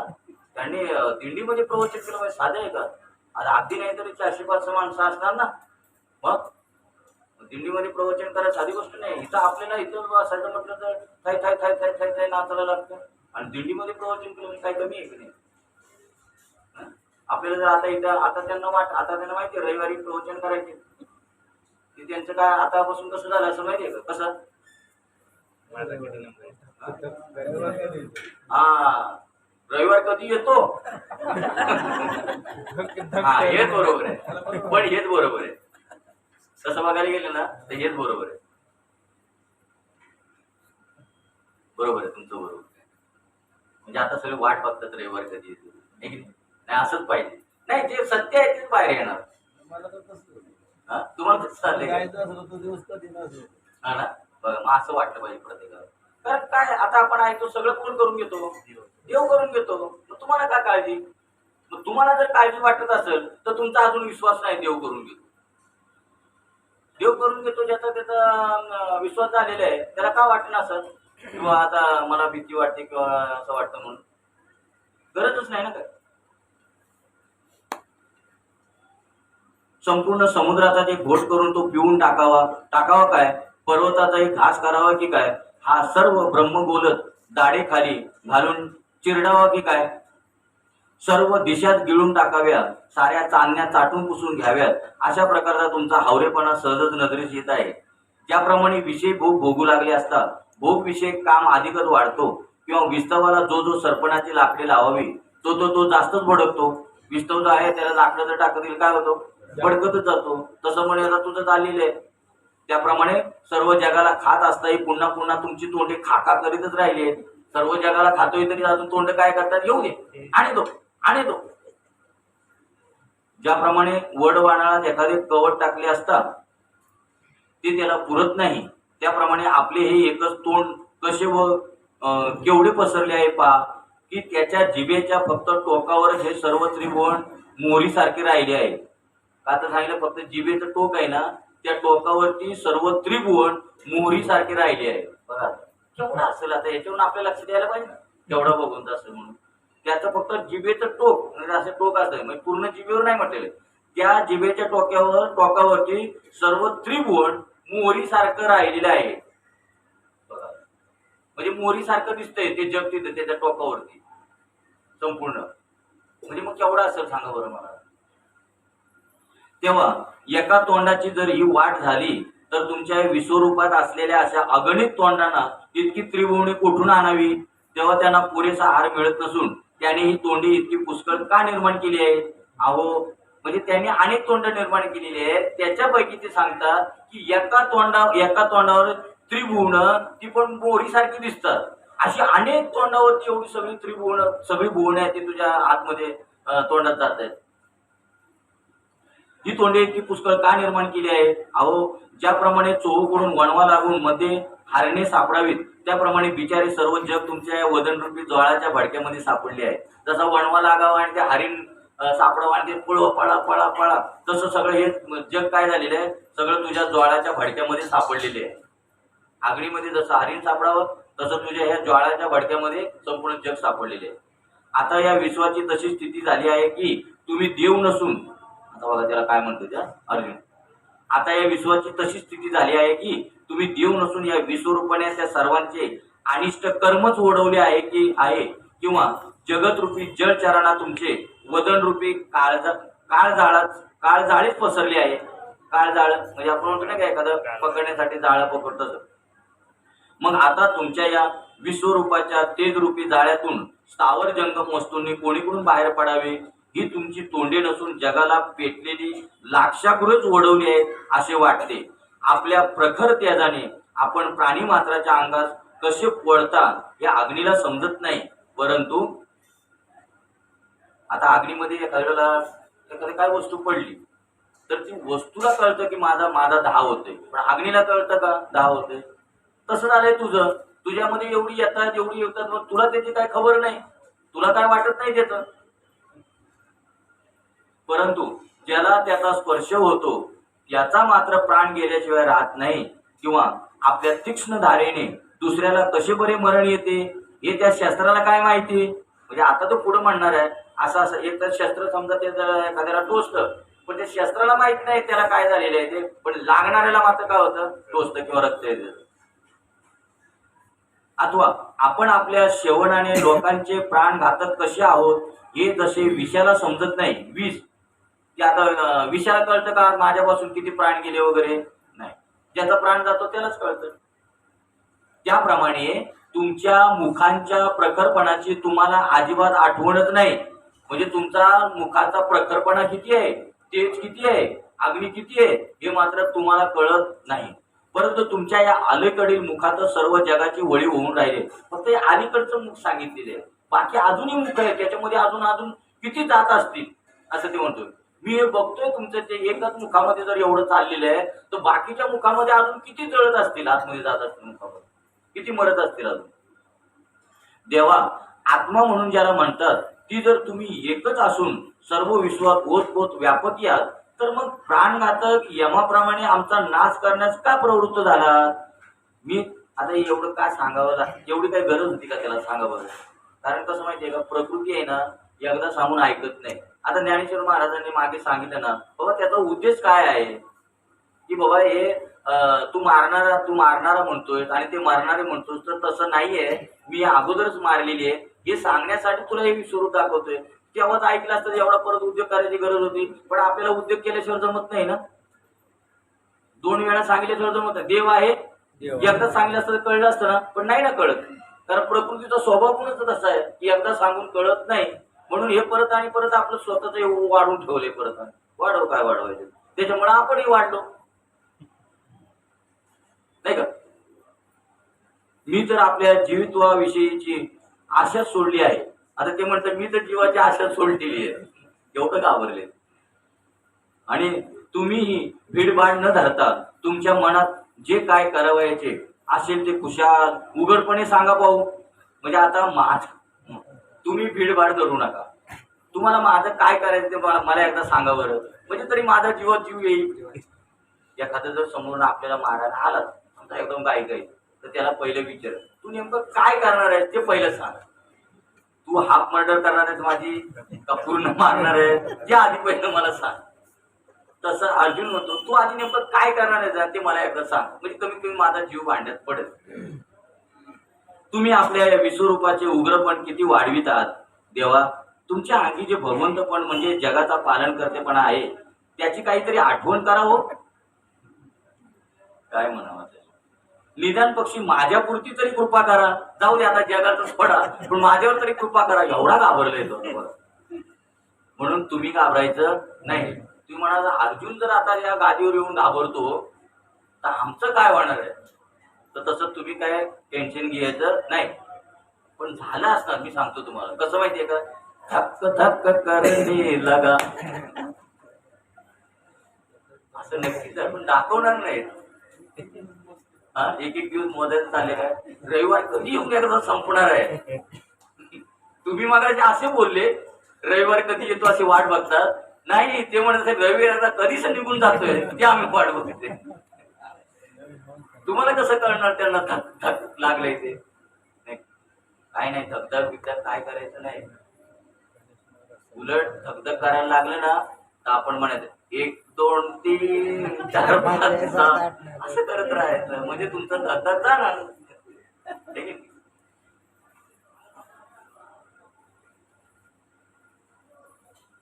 तेव्हा अहो माझ्या पुरता तरी विचार करा ना. जाऊ दे आता जगाचा नका विचार करू, पण माझ्यावर तरी कृपा करा ना. अहो वेदवंद्य वेदैक वेद असणाऱ्या त्रिभुवनैक आद्य म्हणजे मूळ कारणा विश्ववंद्य महाराज, माझी एवढी एक वेळ विनंती ऐकावी. आता मी विनंती करतो, माझी आता एक विनंती ऐकावी. याप्रमाणे बोलून शूर अर्जुनाने भगवंताच्या चरणात आपल्या मस्तकाने नमस्कार केला आणि म्हणे, हे आता का अर्जुन म्हणलेलं नाही त्याला शूर म्हणून, हे माऊली म्हणतात असं की शूर अर्जुनाने. तर हे आता शूर म्हणता येईल, हे तर घाबरलेले आहे आणि त्याला शूर म्हणता येईल का मग? पण हे माऊली त्याला काय करतात, आता प्रोत्साहन देणार, अरे शूर अर्जुना. म्हणून आपण सुद्धा प्रत्येकाने एकमेकाला काय केलं पाहिजे, हे शिकलेले आहेत महाराज लोक वगैरे प्रेरणा देतात, अरे तुम्ही असं केलं पाहिजे, तुम्ही असं झालं पाहिजे, हेच वाचलेलं असणार म्हणून बोलतात.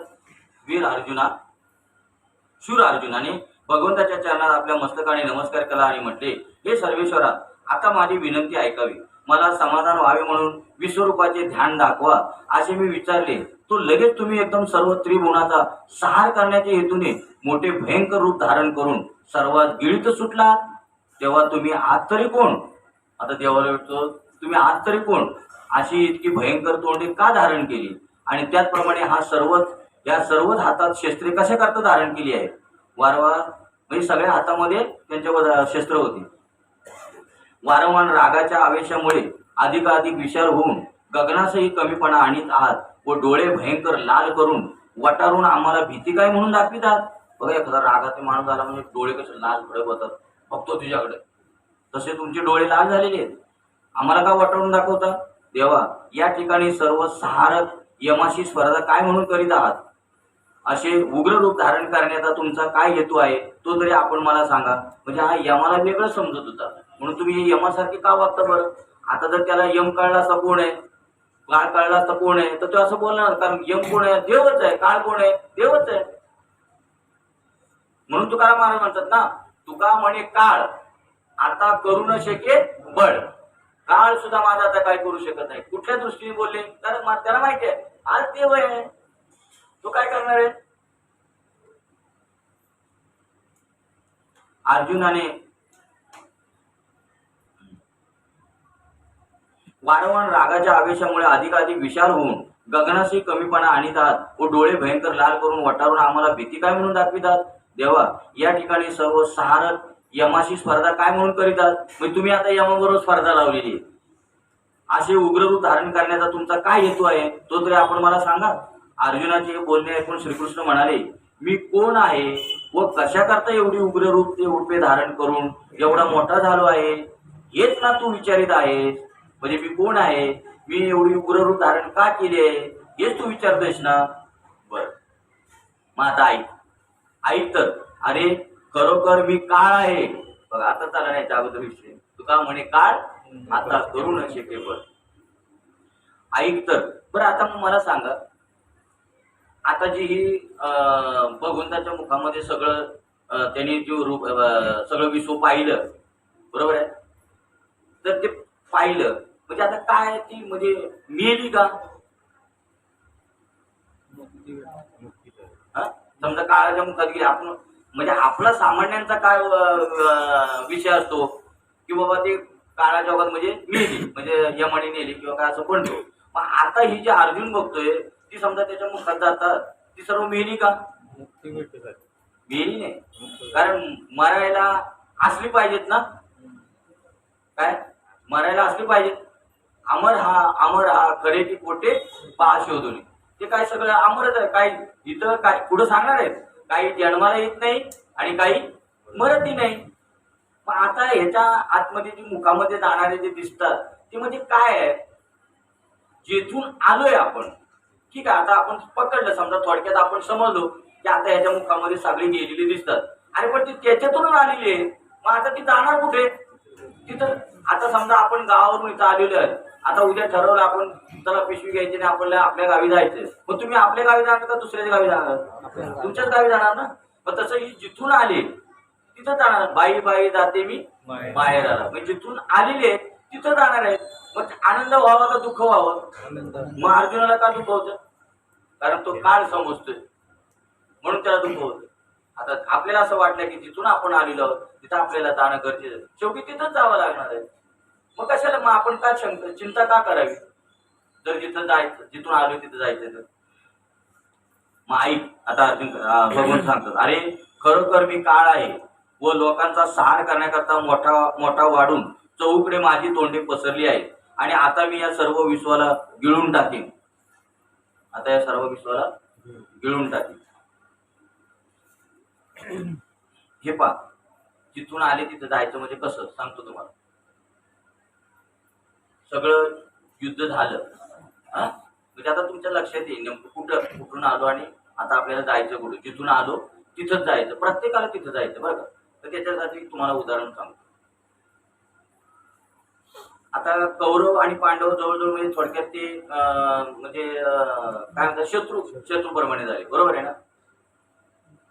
ज्या वेळेला संपूर्ण युद्ध संपलं आणि युद्ध संपल्यावर आता बघा आपण आता पुढच्या महिन्यात पिक्चर घालणार, बरोबर ना. तसं हे जे राहिलेले होते ना पाठीमागे सगळे 5 पांडव किंवा कौरवांपैकी जे काय राहिलेले होते ते सगळे काय करायला लागले, आपलं पिक्चर घालण्यासाठी गेले. तर कौरवांना त्यांच्यापैकी एखाद्याला असं त्यांना असं वाटलं, त्यांना जरा शोक करत होते कौरवांच्या पैकी तिकडच्या पैकी जे आता गेलेले आहेत. म्हणजे त्यावेळेला शोक येतोच ना, म्हणजे ओरडायला लागले, कोण काय करायला लागले. तेव्हा भगवंत म्हणले थांबा जरा. त्यांनी फक्त असा हात फिरवला. आता त्याला काय वेळ लागतो काय दाखवायला. म्हणले थांबा बघा जरा. मग ते बघतात ना, सगळे बघायला लागले. तर तिथे आपला काय तो यांचा धृतराष्ट्राचा मुलगा दुर्योधन दुःशासन आता हे गेलेले असतात ना त्यावेळेला.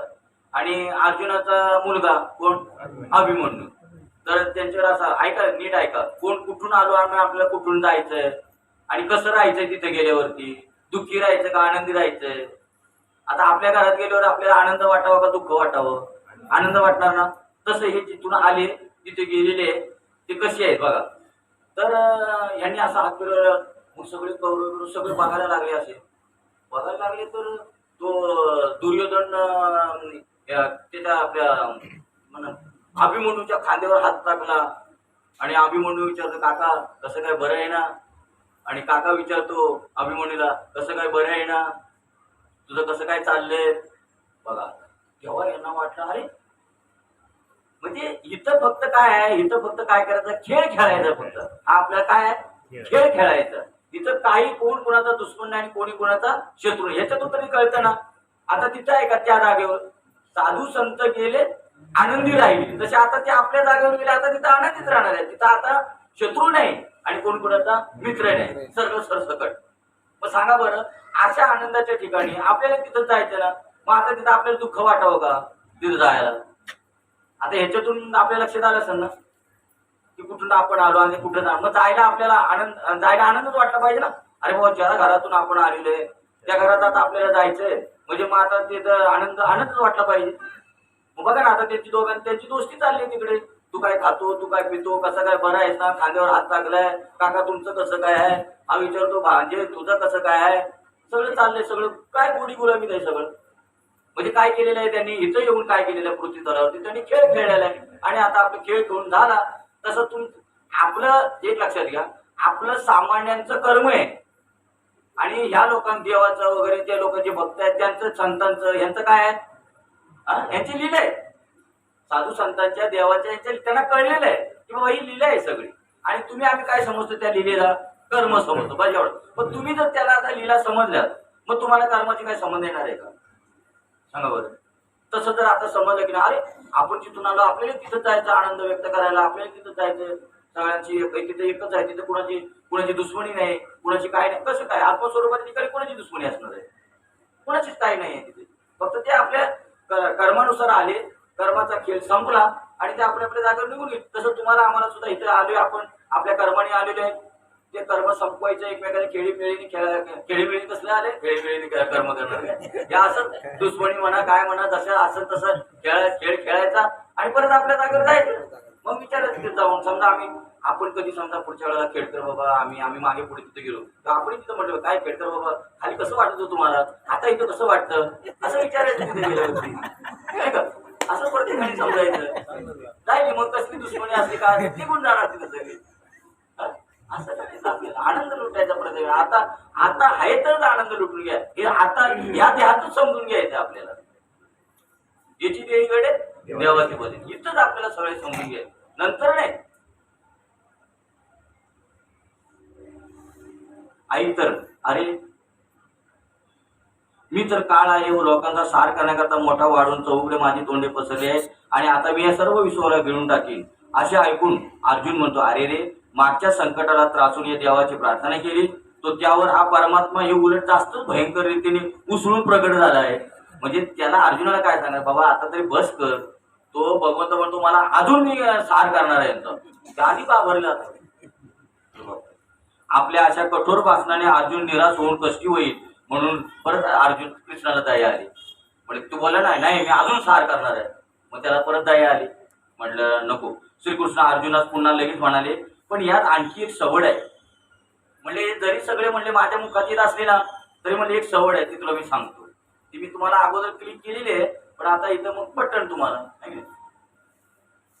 ती ही की तुम्ही फक्त पांडव आताच्या या 6 रूपी संकटातून बाहेर आहात. आलं ना बरोबर?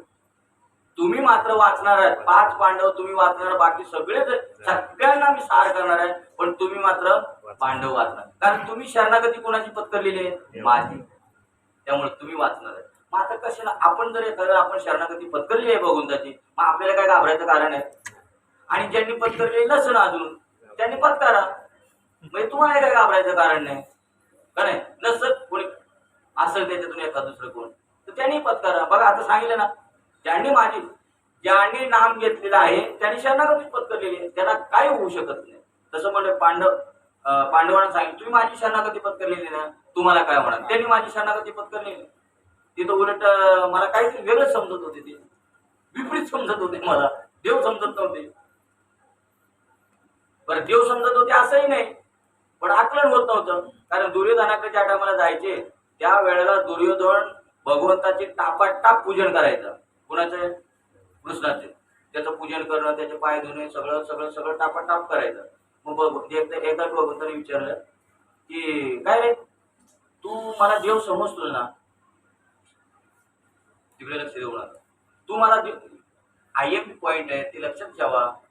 तू मला देव समजतोस म्हणून तू हे करतोस ना, मग तू काय ऐकत नाही? तो काय म्हणतो? अर्जुन म्हणतो मला हे सगळं कळतंय बरं का, पण हे मला वळत नाही.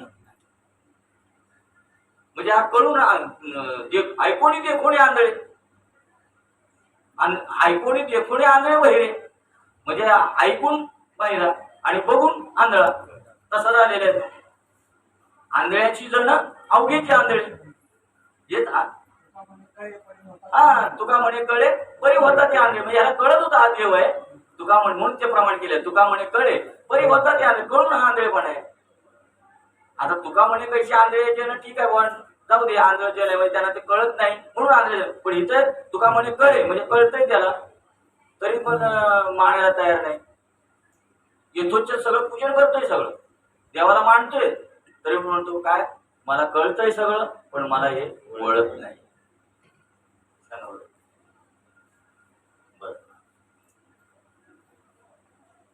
हा तुम्ही फक्त पांडव आताच्या या 6 रूपी संकटातून बाहेर आहात एवढे ऐकतात अर्जुनाच्या जीवात जीव आला व जाणाऱ्या बेतातले आपले प्राण सावरून धरले. आता त्याला वाटलं जीवात जीव आला, म्हटलं माझी तरी होईना संकटातून सुटका. मग आता बघा एखाद्या वेळेला 4 माणसं आहेत आणि त्याच्यातून समोरून एक आलाय गुंड प्रवृत्तीचा माणूस. गुंड प्रवृत्ती, पण त्याला चावगातून एकाला मारायचं हा, पण नेमके चौघी जण पुढ्यात जातात. तर त्याला काय म्हणतात, ज्याला मारायचंय ना तो समजा बाजूला आहे आणि दुसरा पुढे आला, अरे तू बाजूला, तुला मी काय करणार नाही. तू काय म्हणणार, तुला मी काय करणार नाही, मला ज्याला मारायचं ना त्यालाच मार. तसं पांडवाला बघून सांगतो तू मला आम्ही काय करणार नाही, ज्यांना मारायचे मात्र त्यांना आम्ही सोडणार नाही. तसा तो गुंड काय म्हणतो, ज्याला मारायचं त्याला मी सोडणार, त्याला मी बरोबर पकडणार, पण तुम्ही बाजूला, तुम्हाला आम्ही काय करणार. बघा तरी पण ते काय दाखवतात, काय दाखवतात तिथे शून्यपणा दाखवतात ना, की नाही मी तुम्हाला नाही म्हणून, ज्याला मारायचं ना. आणि त्यांच्या तो मात्र गुण असतो बरं का, विनाकारण सुद्धा विनाकारण ते कोणाला त्रास देणार नाही बरं का, विनाकारण देणार नाही. पण हे काय मात्र एकदा जर त्याच्यामध्ये घुसला की परत तो मर्जीने बाहेर येणार नाही. आणि जर त्याच्यातून जर तू म्हणला मला त्याच्यातून बाहेर पडत, डायरेक्ट शूट. तसं आता ऐका, तिथं असं असतं तुम अपने मर्जी से आ सकता है लेकिन अपने मर्जी से जा नाही सकता. तसं आपण सुद्धा इथे आता तुमचं इथं तसंच झालेलं आहे. तुम्ही आलात तुमच्या मर्जीने पण आता तुम्ही तुमच्या मर्जीने जाऊ शकत नाही. मग आता ते तुम्ही ठरवा काय करायचं ते. काय करायचं आजच ठरवा. म्हणजे उद्यापासून तुम्हाला असं वाटतं आता बाबा माझ्या इथे सुटका नाही, येऊ नका मग उद्यापासून. पण मात्र जे येतात त्यांची मात्र आता सुटका नाही. ते आज काय ते ठरवा. आज रातोरात विचार करा, पाहिजे तर रात्रभर विचार करा आता काय करायचं. आता तर मात्र आपली सुटका नाही. कारण त्यांना कळतं याची सुटका नाही तर इथे देवाला कळावं ते का वाईट आहे का. त्यामुळे तुमचं तुम्ही ठरवा आता काय करायचं ते आजच ठरवा.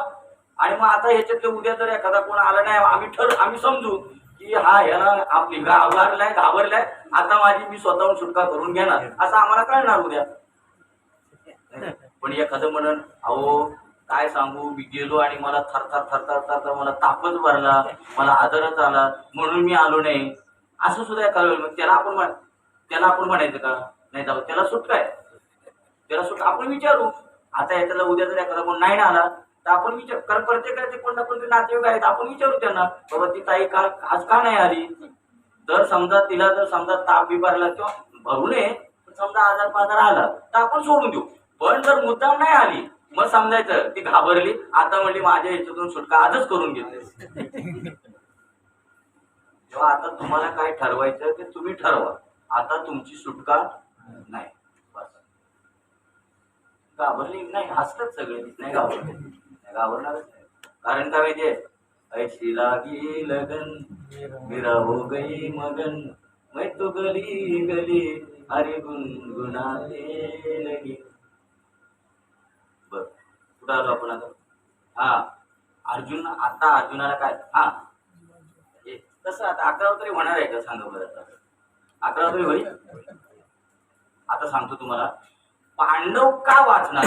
कारण भगवंताने त्याच्या अगोदर युद्धाच्या अगोदर त्याने पांडवांची आई कुंती आणि ती त्यांची आत्या कुणाची भगवंताची कृष्णाची.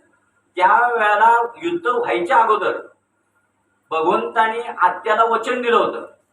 कधी ज्या टायमाला भगवंत सबमिट करण्यासाठी गेला होता. सबमिट म्हणजे काय बोलणी करायला की बाबा आता लास्ट आता भगवंत गेला. पहिल्या सगळ्यांना पाठवलं एक दोघांना त्यांचं काय ऐकलं आहे मग देव म्हणला आता लास्ट फायनल मी करून येतो.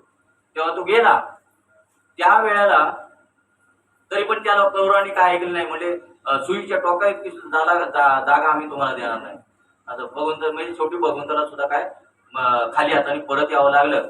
त्यावेळेला कुंतीने विचारलं म्हणले बाबा काय झालं तू जे गेला होतास ते. म्हणजे मला अपेक्षा होती की आता तू जाशील तुझं काहीतरी ऐकतील पण त्याचं सुद्धा त्याने ऐकलं नाही देवाचं. मग देवाने सांगितलं म्हणलं आता काय आता तोडफोड डायरेक्ट बस आता बाद झालं. केलं बाबा आतापर्यंत आम्ही प्रयत्न केले बस आज नाही तर उद्या येतील उद्या नाही तर परवा येतील. म्हणजे तुम्ही असं समजू नका तुम्ही येतील म्हणून. तुम्ही रोज येता तुम्हाला कशाला सांगायचं आज येतील उद्या येतील. तुम्ही असं समजू नका. ते म्हणजे तिकडे कौरव म्हणजे आज समजून घेतील उद्या समजून घेतील म्हणून आम्ही थांबलो कृष्ण म्हणला. पण आता युद्धाशिवाय पर्याय नाही. तेव्हा कुंती घाबरली. म्हणजे कुंती म्हणजे युद्धाशिवाय पर्याय नाही म्हणजे मग शेवटी आता काय माझे मुलगे तिथे युद्धात येणार. त्या वेळेला घाबरली. त्या टायमाला सांगितलं भगवंताने आत्या मी तुला वचन देतो जरी किती घनघोर जरी युद्ध झालं तरी तुझे 5ही मुलगे मी वाचवणार. तेव्हा त्याला आता ते वचन आत्ता अर्जुनाला सांगतो की अर्जुना मी माझं वचन पूर्ण करणार. मी तुम्हाला मात्र इजा होऊन देणार नाही 5ही पांडवांना. आणि म्हणून तुका म्हणे घालू तयावरी भार वाहवा संसार देवापायी.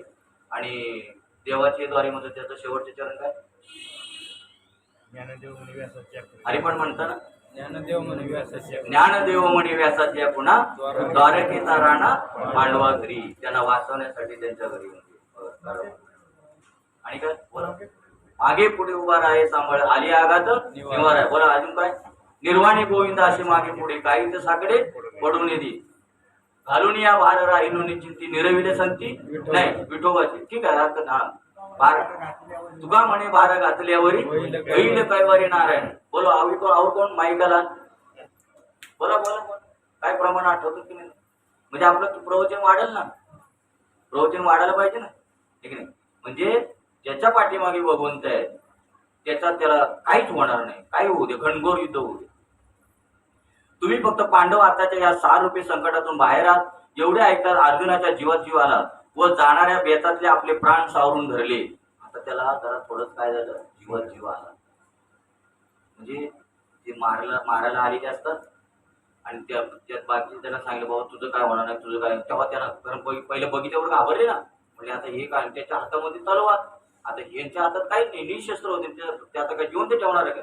पण ते म्हणले बाबा तुला आम्ही काय करणार, तुला आम्ही. तेव्हा त्याच्या जीवात जीव आला. म्हणजे तसं अर्जुन म्हणतो माझ्या हातात जीवात जीव आला. तो मृत्यूरूपी महामारीच्या तडक्यात सापडला होता. पण हे देवाचे शब्द ऐकतात पुन्हा सावध होऊन श्रीकृष्णाचे बोल लक्षपूर्वक ऐकू लागला. तेव्हा देव असे म्हणाले, आता देव बोलू लागले अर्जुनाला, अर्जुना अरे तुम्ही पांडव तेवढे माझे आहात म्हणून तुमच्याशिवाय इतर सर्वांना मी गिळण्याकरता प्रवृत्त झालो आहे, हे पक्के लक्षात ठेवावे. मी तुमच्याकरता आहे आणि बाकीचे जे आहेत त्यांना सगळ्यांना मी आता गिळून टाकणार. म्हणून भगवंताचं काय केलं पाहिजे, त्याच्या चरणाशी आपल्याला राहायला शिकलं पाहिजे, त्याच्याशी आपल्याला लगड लागली पाहिजे. देवाला आपण देवाची भक्ती करतो त्यात नवल नाही, आपल्याला देव आवडतो त्यात नवल नाही, देवाला आपण आवडलं पाहिजे. अलग लक्षात. अंगीकारच आहे तुका, अंगीकार केला त्याचा नारायण, म्हणजे नारायणाने आपला अंगीकार केला पाहिजे. हा बरं, नाचे मागे बरं असं पूर्ण पाठ करून उद्या सांगा. बरं असं ठीक आहे. प्रयत्न करताय ना, हे काय कमी आहे? मग कोण करतं का बघा, पाठीमागे मागे कोण प्रयत्न करतात? तुम्ही एवढे प्रयत्न तरी करता नाही का? पण असंही समजू नका सगळे प्रयत्न करतात, पण काय होतं कधी कधी काही पटकन बोलावं की नाही, खरं आहे ना, असं वाटतं, त्याला येत नाही असं समजू नका. प्रळयकाळच्या प्रचंड अग्नीत लोण्याचा गोळा घातल्यावर जसा तो नाश पावतो त्याप्रमाणे माझ्या तोंडात हे सर्व जग गेलेले असे तू पाहिले आहेच. आता लोण्याचा गोळा जर अग्नीत टाकला तर काय होईल त्याचं? तसं हे जग काय झालेलं आहे, तुझ्या तोंडात सर्व जग गेलेले असे तू पाहिले आहेसच. कोण म्हणतोय? भगवंत आता अर्जुनाला सांगतोय. तर त्यामध्ये सर्वांचा नाश होऊन काहीच उरणार नाही हे तू निसंशय समज. हे सर्व सैन्य घमेंडीने व्यर्थ बरळत व मिरळत आहे. हे सर्व सैन्य काय आहे, त्याला घमेंडी झाली ती त्यांना. आणि देवाला तिळभर सुद्धा अहंकार सहन होत नाही, आणि जर अहंकार झाला तर मात्र तो त्याला सोडत नाही. तिळभर होय जरी अहंकार मेरू तो समान भार देवा. तिळभर अहंकार जरी झाला एखाद्याला तर तो मेरू तो समान भार देवा, देवावरती भार होतो. मेरू पर्वत एवढा विचार करा, किती सहन करणार. अशा चतुरंग सैन्यरूपी संपत्तीच्या सहाय्याच्या बळावर कृतांता बरोबर ही जी स्पर्धा करीतात व पराक्रमाच्या मदावर सार होऊन म्हणजे गर्वाने जे चढून गेले आहेत, हे जे म्हणून तर अर्जुनाला सांगितलं ना. अर्जुन म्हणतो हे माझे नातेवाईक, हे माझे पितामह, आता मी त्यांची काठी बांधणार आणि मी त्यांना मारू का? हे द्रोणाचार्य माझे गुरुवर्य, त्यांना मारू. देव म्हणतो ते मारण्याच्याच लायकीचे, त्यांना उडव. का? त्यांना काय झालेलं आहे? मद आलेलं, मद, अहंकार झालेला आहे त्यांना, म्हणून हे उडवण्याच्याच लायकीचे. हे जे सर्व या ठिकाणी सैन्य समुदाय एकत्र मिळून वीरवृत्तीच्या बळावर घमेंडपूर्ण मोठ्या डौलाने वल्गना करीत आहेत की यमय आमच्या गजदळाची सैन्यापुढे तुच्छ आहे असे त्याचे वर्णन करतात. म्हणजे त्यांना अहंकार झालेला आहे, आम्हाला कोणीच काही करू शकत नाही. कोणीच काय करू शकत नाही तर यांना माझ्याशिवाय कोणी काय करू शकत नाही म्हणून मी करतो, नाही का? ते म्हणतात की आम्ही सृष्टीवर प्रतिसृष्टी निर्माण करू. त्यांना कमेंट झालेली आहे काय? आम्ही सृष्टीवर प्रतिसृष्टी करू, शपथ वाहून मृत्यूला मारू. शपथ वाहून सांगतात की या मृत्यूला आम्ही मारू, म्हणजे स्वतःला काय समजतात ते अमर आहेत असे समजतात. मृत्यूला मारू म्हणजे काय? आम्ही अमर आहोत असे समजतात. म्हणजे हे देवाला मानत नाही. याचा अर्थ घ्यायचा आपण लक्षात. काय? जे देवाला मानत नाही त्यांना अहंकार आहे, जे देवाला मानतात त्यांना अहंकार आहे. तर प्रश्न येतो कुठे? म्हणून ते काय म्हणतात, जे घमेंडी आहे ज्यांना अहंकार आहे त्यांना मी फक्त मारणार, तुम्हाला नाही. शपथ वाहून मृत्यूला मारू म्हणजे त्यांनी शपथ घेतलेली आहे की आम्ही अमर आहोत, आम्हाला कोण मारणार आहे. असे जे आहेत त्यांचा मात्र मी नाश केले शहरात. बघा, शपथ वाहून मृत्यूला मारू वया जगाचा गोड घेऊन सार करू असं त्यांना वाटतंय. हे जे सैन्यापैकी आहेत ना, सैन्यात ते मोठे मोठे जे समजतो त्यांना असे म्हणजे गंभीर झालेली आहे त्यांना. आम्ही सर्व पृथ्वी गिळून टाकू, हे आकाश तर वरच्या वरच जाळून भस्म करून टाकू व आपल्या बाणाने वाऱ्याला सुद्धा जागच्या जागी जखडून हलू देणार नाही. शस्त्रापेक्षा ज्याचे कळतंय ना तुम्हाला हे कोण बोलतंय? भगवंत सांगतोय अर्जुनाला, अरे यांना ना अशी गमेंट झालेली आहे, आम्ही असं करू आम्ही तसं करू. शस्त्रापेक्षा ज्याचे बोल म्हणजे देवाला कळतं बरं का, आपल्या अंतकरणात देवाला कळतं आपल्याला गमेंट झाले का काय झाले अहंकार. आपल्याला असं वाटू नये, आपण म्हणतो समोरचा म्हणतो काय रे अहंकाराने बोलतो, तर तो काय मी कुठं अहंकाराने बोलतो, अरे तुझ्या शब्दातच अहंकार दिसतो आणि तू काय म्हणतो मी अहंकार. बरं जर नाही जर समजा त्याला कळला तो स्वतःला समजा आपल्याला, तर देवाला कळतो ना. हे तरी आपल्या डोक्यात असावं ना, एवढं मी कुठं अहंकाराने बोलतो. आता तुझं बोलणंच कळतंय तू अहंकाराने बोलतो का कसा बोलतो कळ. शस्त्रापेक्षा ज्याचे बोल अति तिखट आहेत, जे अग्नीपेक्षा अति धाक आहेत असे दिसून येते व मारण्याच्या कामात काळकुट विषयाची तुलना केली तर या शब्दापेक्षा काळकुट विषयाला मधुर असे म्हणावे लागेल. म्हणजे अशी ते व्यर्थ वल्गना करीत आहेत. ते काय करतायत? नुसते व्यर्थ वल्गना करतायत. कशा? शस्त्रापेक्षा ज्यांचे बोल अति तिखट आहेत, त्यांचे बोल जे आहेत ना ते शस्त्रापेक्षा तिखट आहेत. आम्ही असं करू आणि आम्ही तसं करू, म्हणजे शस्त्रापेक्षा काय तिखट आहे. आता आज आपल्याला 11 वाजेपर्यंत सुटका नाही का माहितीये का? मी तुमच्याकडे पाहतोय, तुम्हालाही असंच वाटतं असंच चालू द्या, बरोबर ना? चालू द्या. जे अग्नी चालू द्या. तुम्ही का खरंच वाटत नाही मला, तर मी बघितले चेहरेपट्टी म्हणून मी चालवलं पुढे. मला मी गाड्याला बघितलेलं आहे. सर्व जेवण करून आलेले आहेत, सर्व जेवण करून आले पुढे माझ्याकडे तिथे तुमच्या बाजूला ढीग लागला त्याच्या. असं आहे का? म्हणजे त्यांना असं वाटतं हे मिळणार आहे आपल्याला, घरी जाऊन काय खायची आता काही गरजच नाहीये. असं आहे का? हे पण तुम्ही कोण बोलतोय आता इथे म्हणत होते का? तुम्ही म्हणले काय? जेवण जेवण इथंच आहे त्यामुळे काही गरज नाही. म्हणून मला वाटतं मला पण असं सुचलं की तुमचं चाललं ते चालू द्या म्हणून. मग चालू द्या काय हरकत नाही. शस्त्रापेक्षा ज्याचे बोल अति तिखट आहेत, जे अग्नीपेक्षा अति दाहक आहेत. काय याचे शब्द कसे आहेत? शस्त्रापेक्षा. आणि बरं काय काय जण असे बोलतात तिखट, यांना अनुभव असेल तुम्हाला कसे बोलत होते त्या वेळेला त्या धुंदीमध्ये. पण तुम्हाला कसं कळणार धुंदीमध्ये बोलले? तर शब्द कसे तिखट शब्द आणि अग्नीपेक्षा अति दाहक असे दिसून येते व मारण्याच्या कामात काळकूट विषयाशी तुलना केली तर या शब्दापेक्षा काळकूट विषयाला मधुर असे म्हणावे लागेल. एवढे ते काळकूट म्हणजे विषयासारखे बोलतात नाही का? म्हणजे एक वेळ 20 माजलं पडन पण त्या विषयापेक्षाही त्याचे शब्द भारी आहे, विषारी विषारी. तर हे वीर म्हणजे जणू गंधर्व नगरीचे लोट असावेत किंवा पोकळीचे भेंडोळे असावेत अथवा चित्रातील रंगीत दिखाऊ फळे असावीत.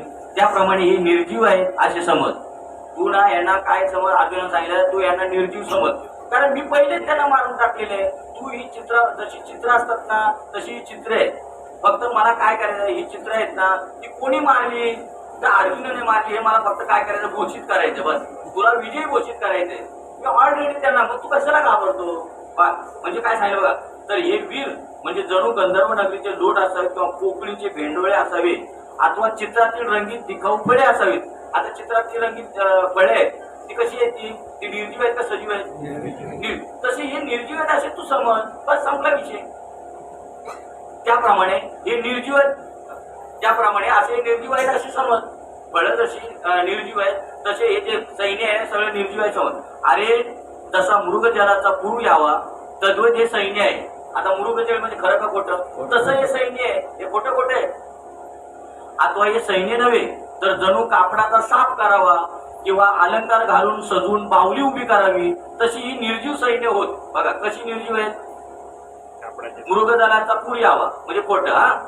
आणि अथवा हे सैन्य नव्हे तर जणू कापडाचा साफ करावा. आता कापडाचा साफ खरा की खोटा? खोटा. तसं हे सैन्य काय आहे? खोटं आहे. कापडाच्या साफाप्रमाणे समज. तू घाबरतो ना तर घाबरायचं कारण नाही, कारण कापडाचा साफ काय करतो का आपल्याला नाही. आणि अलंकार घालून सजून बाहुली उभी करावी तशी निर्जीव सैन्य होत. अलंकार सजून बाहुली उभी करावी. थोडक्यात तुम्हाला बाहुली नाही समज सांगतो. शेतामध्ये तुम्ही बागुल उभं करता ना, बागुल काय बुजगावणं, तसं ही बुजगावणी आहे तसं समज. बुजगावण्याला कोण घाबरेल का? तशी समज. पण आता आपण इथंच समजू नाही का उगाच नको काय तुम्ही फुकट पाठीमागून काहीतरी बोलणार काय त्यांना काय काम आहे का त्यांना काय आहे आम्हाला काय कामं नाहीत काय आमची एवढी कामं पडली आता नको उगाच ऐकून घ्यायला बरोबर का जाता जाता मी तरी तुमचं ऐकून घ्यावं नाही का? कुंडली कवर विठ्ठल श्री ज्ञानदेव तुकाराम